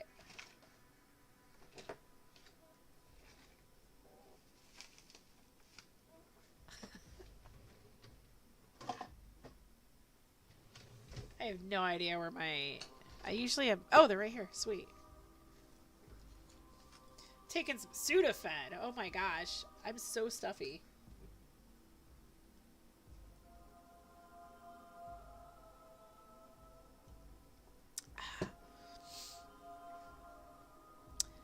Okay, this is what Cade told me about, and I got so excited.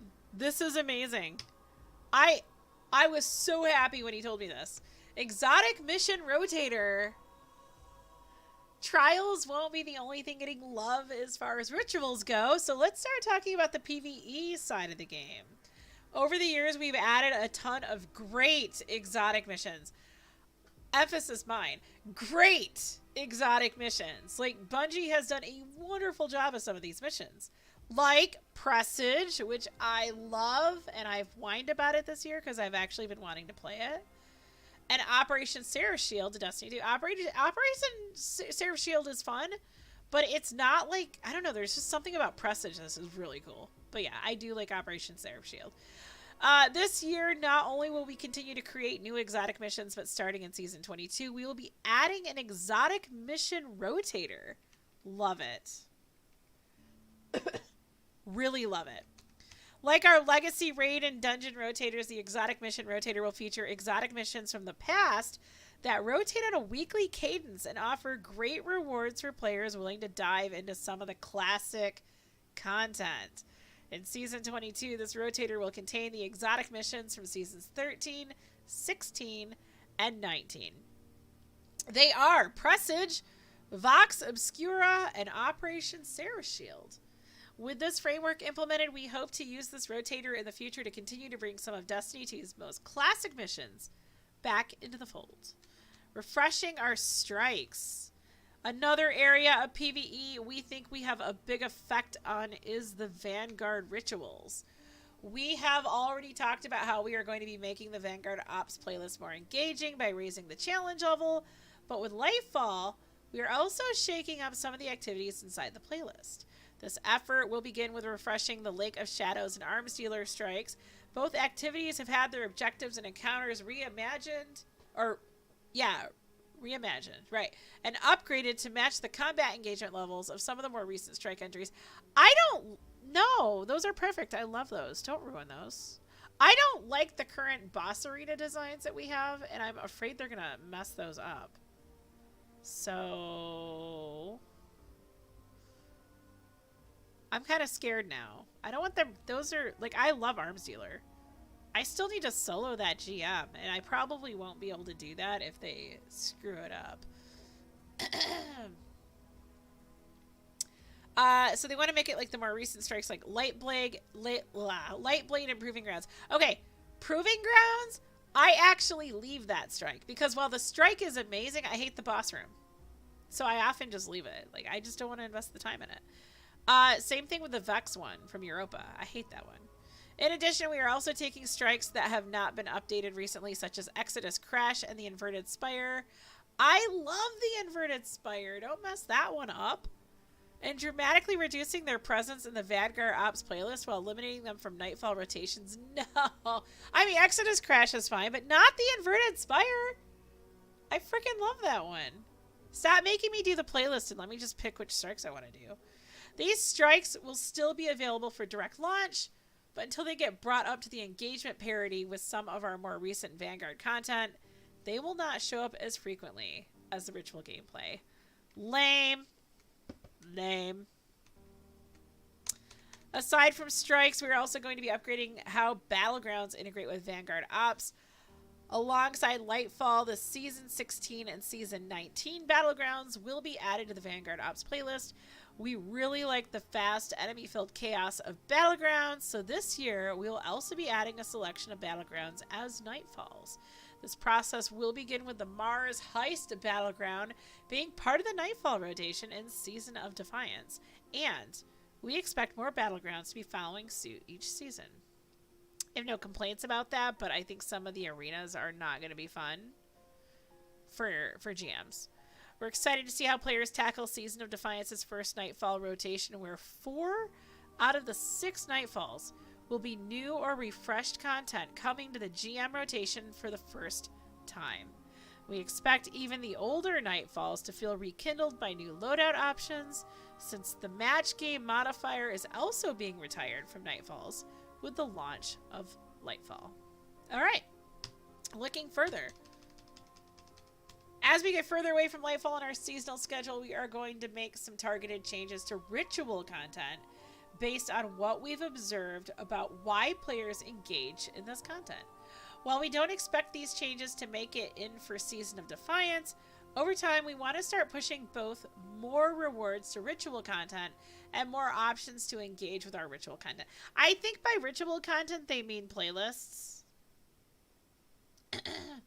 This will include changes such as moving the initial source of obtaining exotic armor away from lost sectors. Oh, and back into the core rituals. I like the lost sectors. No longer asking players to earn all 3 of the ritual pursuit ornaments and seasonal challenges, and allowing players to earn more new rewards and complete more of their weekly challenges by playing content of their choice. Yes, and I do not want to do Strikes, Crucible, and Gambit all the time. Not just the newest seasonal activity playlist.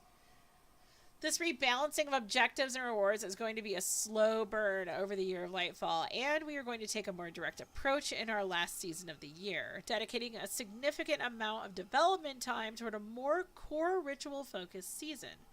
While this season will have plenty of new activity and story content, we want to take this time right before the final shape to crisp up our core rituals and pursuits as we head into our final expansion of the Light and Darkness saga. This last seasonal effort is just now getting underway, so expect more details as we get further into the year. My voice is getting crazy with my sinuses being stupid. Connect our Guardians! A lot of what we have planned for this year is right around the corner, including big features like commendations and Guardian ranks with the launch of Lightfall. The commendation system is the first step in creating stronger connections between Guardians this year. It can be hard to reach out to someone you don't know. Commendations are an icebreaker, a simple way of saying thanks to players that you appreciated playing with. Over time, we actually made a friend. Glitch and I made a friend not too long ago. He joined the Discord. But yeah, really fun guy to play with. He just acted like really kind. Because, as a Guardian, you can communicate without words. He was just really nice. And, like, if someone died or got behind, he just stopped and waited. And we ended up running, like, several strikes together. We were speedrunning strikes. I ended up, like, we started chatting on team chat, and then I friended him. So we'll have to get him into playing with the group, but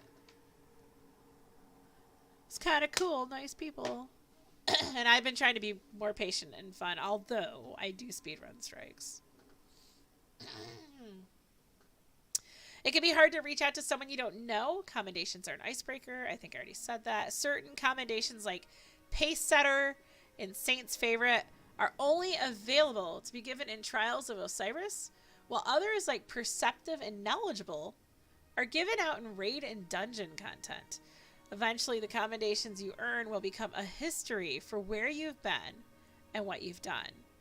With the commendation system, those at the highest levels of Guardian ranks will have proven to be folks that are consistently appreciated by others in the community.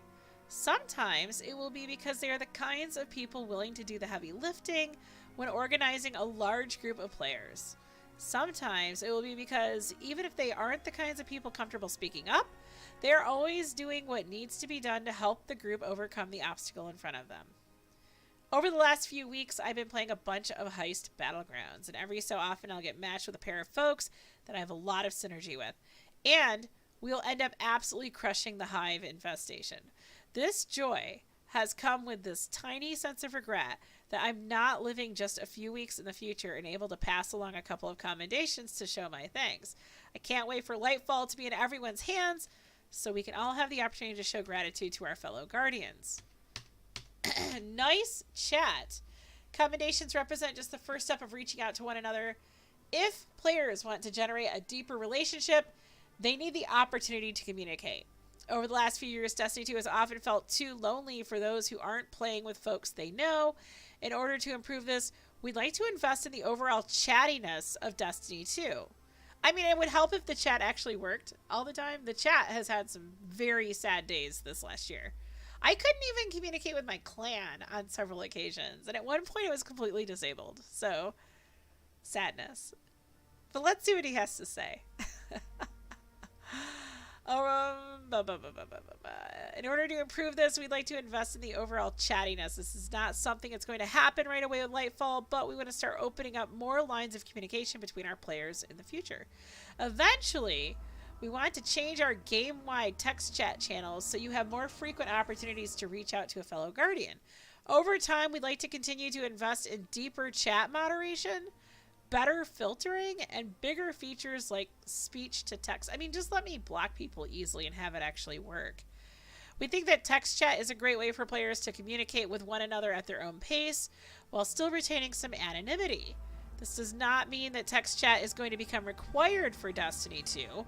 We still plan on allowing anyone inside Destiny 2 the ability to avoid text chat entirely, fair and definitely required, meaning they will never automatically be added to a social text chat. That one, I think if you have it turned on, you should be automatically added.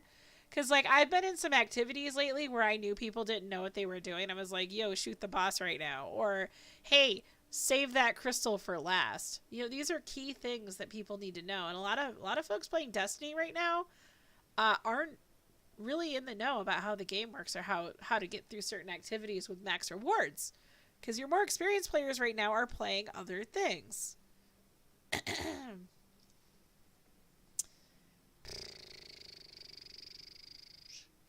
We also plan to allow anyone the option to quickly leave channels on a case-by-case basis if the chat is trending in a way that makes their game experience worse. Yes, that's good too. This is all going to be very new for Destiny, so I expect that we will be learning a lot from these first few steps and tweaking our plans with chat and how open various channels are as we go forward in feedback for all of you. Yo, Jacob, how's it going? Dude, I haven't seen you in forever. We did the ViDoc earlier. But it's on Bungie's YouTube channel. You're hearing all about it? Yes, there is a new Neptune destination, and it's pretty cool. Fireteam Finder. The last piece of our social puzzle for the year is our biggest. Fireteam Finder. Initially, we hope to get our take on a first-class in-game looking for group tool in players' hands this summer with Season 22, alongside our next reprised raid, making a perfect pairing for the new raiders. But as our plans became more solidified, we realized that the features needed to create a truly top-notch LFG experience were going to require a bit more time. So, while that reprised raid is still coming out this summer, hopefully Scourge of the Past, we're pushing Fireteam Finder out to our final season of the year alongside a brand new dungeon. We haven't had a reprised Destiny 2 raid yet. I want my raid back. And I don't want them to ruin it. Yeah! In-game LFG. Wouldn't that be awesome? I'm not on Twitch that much either. What do you think? That that a truly first-class LFG system won't be perfect until we can see how our players use it. But we want to make sure that the initial launch still has a ton of features that will allow players to find a fire team inside of Destiny. This means a fire team finder that you can queue up for from anywhere in the game. The ability to tag your posts with keywords to describe the kind of group you're running and the kind of people you're looking to recruit. I like that. The option to create groups where folks can join automatically, allowing you to get right into the action. And the power to create groups where you as a leader can approve or deny each person trying to join up, giving you tight control over the kind of group you're putting together. I can't wait for Fireteam Finder to make its way into players' hands later in Lightfall's year, and to see how many more of our Guardians will be able to enjoy some of the best content in gaming alongside all of you. What's really cool is everyone's already going to be in the game when you use that. Yeah, right? It's going to be awesome. So those are the big four for the year. Expand players' imaginations, bring challenge back to Destiny, enrich our content, and connect our Guardians. It's not going to happen all at once, and we most certainly will try some things that aren't going to land right on the first attempt. But we are going to continue to take risks with Destiny 2, because we think taking risks is essential to surprising and delighting our players. It's possible that we get into this year and discover a new set of opportunities and challenges for us to pursue. If that happens and our roadmap for the year changes, you'll hear it from us. We'll keep you posted on the website and our socials.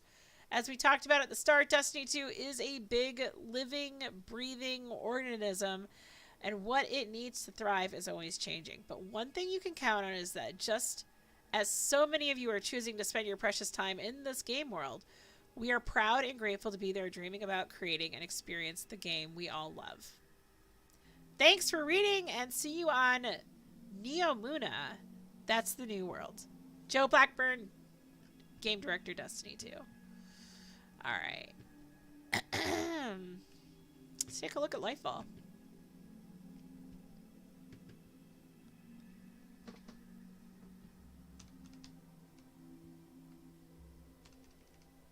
I wonder if those are exotic gauntlets. That looks pretty cool. That's it? We're not gonna... Oh, here we go. So we watched the reveal trailer already. Oh, it's all the Strand stuff. Yeah, but that looked like an exotic. But it could just be like the animation. Shattered glass glints in the neon starlight. Oh yeah. You're gonna have like specks of diamond in the rocks, and they're gonna have like wind, like diamond dust, and the wind will like throw up diamond dust. We'll see, right? Lady Assassin, you sound like you've been playing Destiny for years.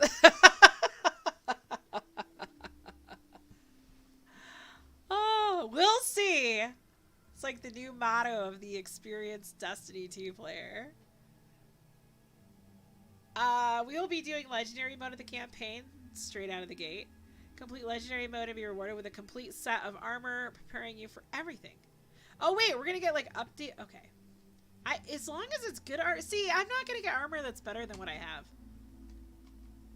Unless they're going to make us replace our armor completely. I hope they just convert our armor.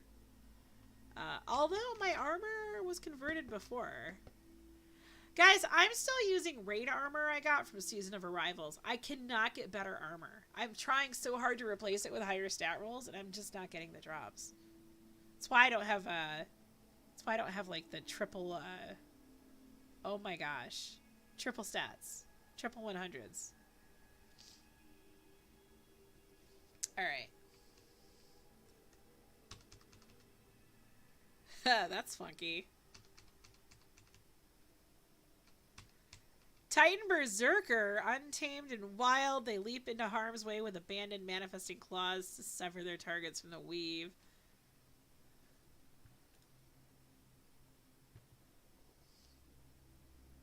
Interesting. Dude, that's their claws. That's crazy. Blade Fury, weave powerful claws and charge the battlefield unarmed with new light and heavy attacks. Dash your targets. That's a lot of stuff to read. What does my warlock get?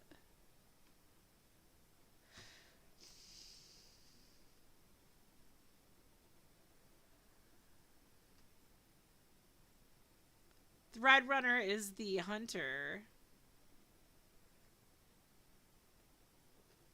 I want to grapple. I'm excited about grappling. I think that's like the one thing that I want to do.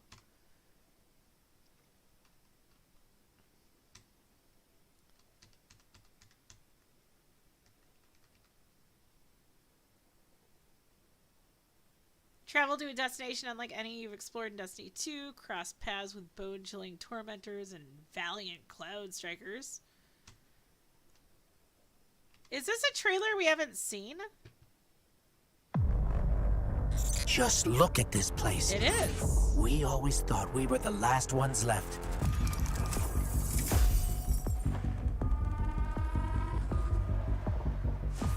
Welcome to Neptune, Nightbearer. I hope we can find common ground, or at least common enemies. Callus is ready to annihilate this city.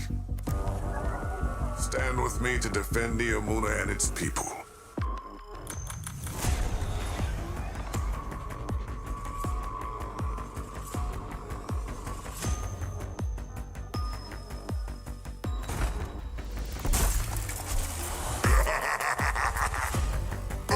Is that you, my tenacious little guardian?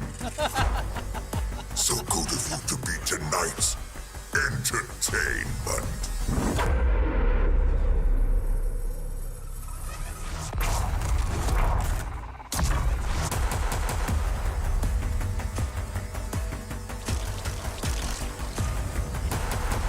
Is this all the Traveler's chosen guardians can muster?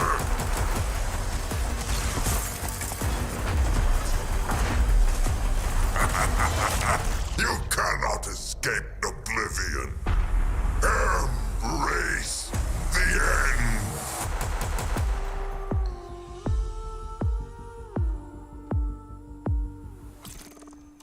Hey, Jazraya, thank you for the 39 months. I just saw that. Sorry. Almost 1 year. Dude. It's been a little over 1 year.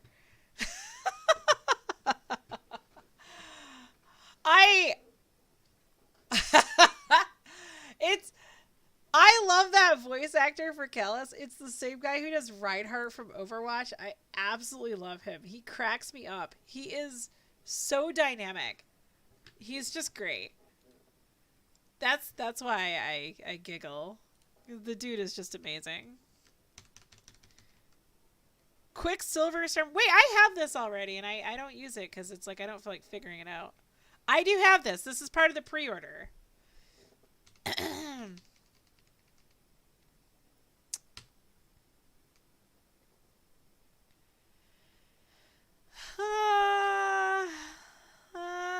Not really. Not really feeling it. It's almost...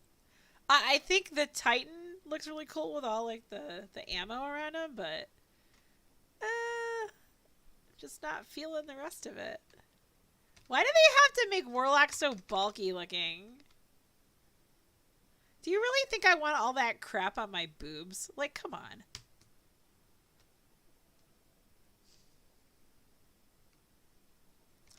So it's called the Apocalypse Apparel. I just... Nah. It's ugly. Okay. Wait. I see those bars. That's the sidearm. I still don't know what that is. That is awesome. Holy wah. This looks like a 180 hand cannon. What do you want to bet it's a 180 hand cannon? What on earth? Are those the Warlock boots? Those are funky. Armor is low-key mid, but content seems very good. I hope so. Bungie, look, they fail us in many areas, but their campaigns, I love their campaigns. Shadowkeep I didn't quite get. I think they did a very poor job with the cinematics and like storytelling in Shadowkeep. But like the rest of it was great. So Witch Queen was really amazing. It's one of my top 3. Stand against overwhelming odds, sort through the cityscape, yada yada, terminal overload. This looks like a regular activity on the city. New raid. Ferried from an unknown time and place, a haunting presence has been detected. We must now confront the ancient threat growing at our doorstep. Lightfall Dungeon Key. 2 Pinnacle challenges await annual pass owners. Unlock the season 21 and 23 dungeons. Okay. Pay them more money to get dungeons. Okay. Additions. So we have standard. We have... I already have the annual pass one. I'm glad they actually call it annual pass. Like, it just makes it easier to understand what you're buying. Wait, I have that emote? That's where I got that emblem. I've been rocking that and I had no idea where I got it.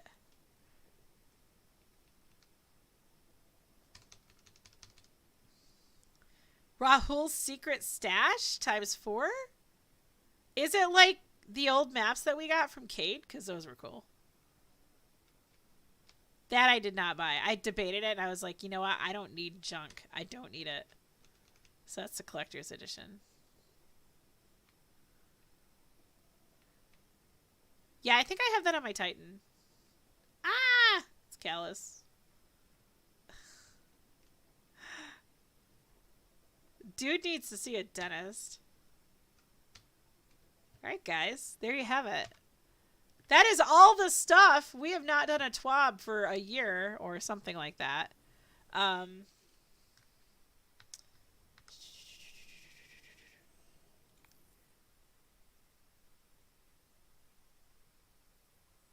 Yeah, I have it on my Titan. I did it for Valentine's Day. I was like, oh, look, a pink emblem. And then the exotic that you get. Whew, I'm feeling a little tired. I gotta practice using it. Landing multiple hits turns your next shot into a homing micro rocket. So I think the challenge is just like identifying the opportunity to use the micro rocket. But it is an auto rifle. So that is what you get if you pre-order. So if you pre-order 2 days before launch, you got it. It's yours. You love the cafe mission with the hand cannon? You forgot the name. Cafe mission?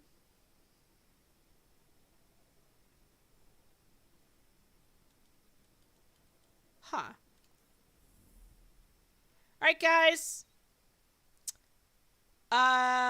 We have Rainbow Six Siege night tomorrow night. Although Psycho... Frickin' Psycho. I got an email today to sign up for another video game. It's a beta. We can't stream it. So I guess tomorrow will be Rainbow Six Siege night. At least for a couple hours. I do have tomorrow off. Oh, Kane, you're talking about Ace of Spades. Right?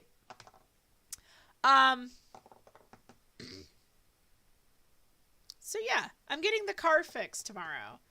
And we might start stream early depending on how long it takes.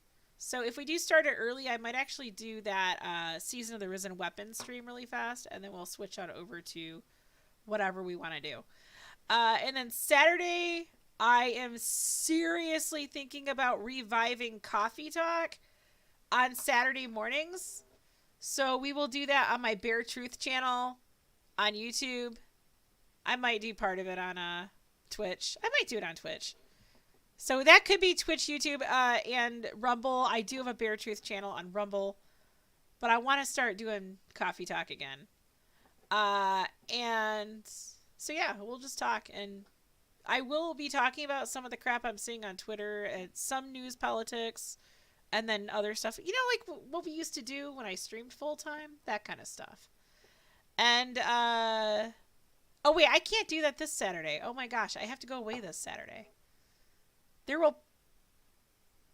might be a stream Saturday night, and we will of course do our Sunday stream in the afternoon around 1:30, 2 o'clock. And we might be doing D&D.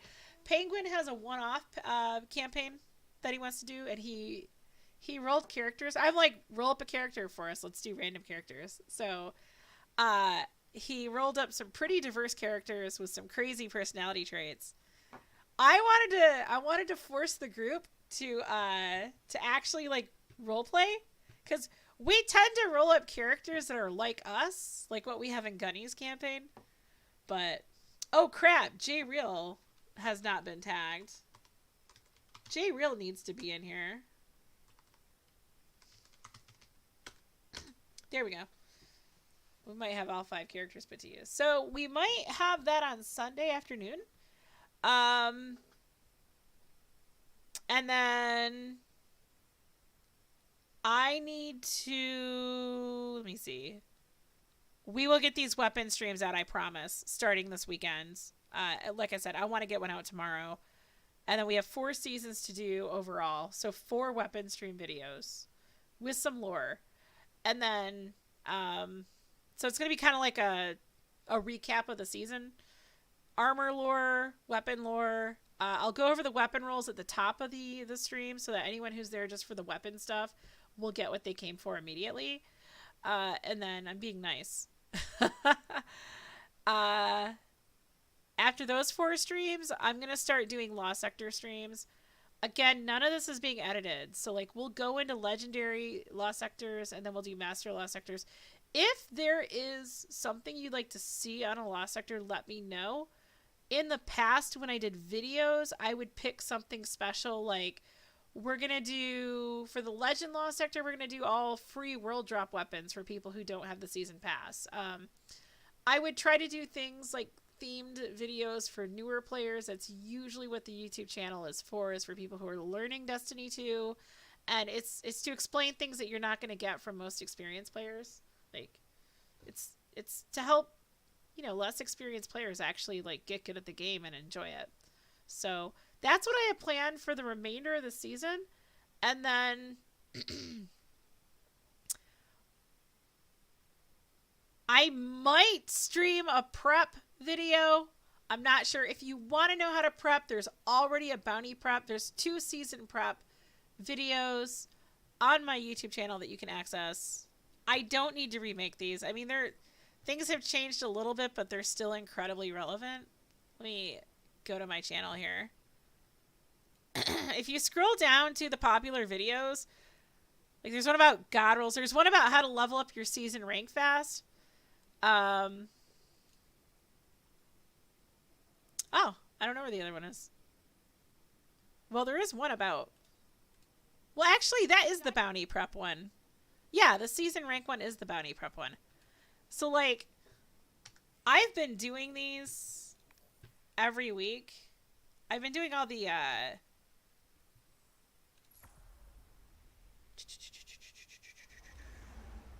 Dreaming City bounties. So all the weekly bounties I've been doing, I've been saving up some of these too. But yeah, weekly bounties on Europa. You have 2 sets of weekly bounties on the moon. One is with the table and one is with Eris. Try to get your clan bounties done. Those aren't always easy because people don't want to like play that stuff right now. Cosmodrome. Dreaming City has a different weekly bounty every week for 6 weeks. You're not going to get them all starting now, but like I have 5 that are going to be done. I can just do the 6th one the week that that Lightfall drops, and I'll still get max points. And then I do these and collect these every day. The Banshee bounties, because I've been trying to get enhancement cores for preparation for build crafting next season.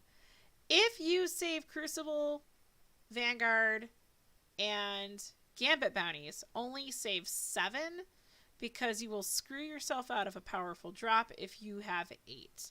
8 is what it takes to get a powerful drop. You know that because when you go to the tower and hover over the dude. 0 of 8 bounties done for him. Powerful gear and Bright Dust. Man, I should be doing these every week for Bright Dust. I didn't even think about that. I might start collecting my bounties right now. Screw it. I don't want to. But yeah, do 7 because if one of the bounties you collect is a new bounty from the new season, you'll get powerful gear. If all 8 of them are from this season, you're not going to get powerful gear. That was to kind of try to deter people from doing those bounties. I think that's it for prep.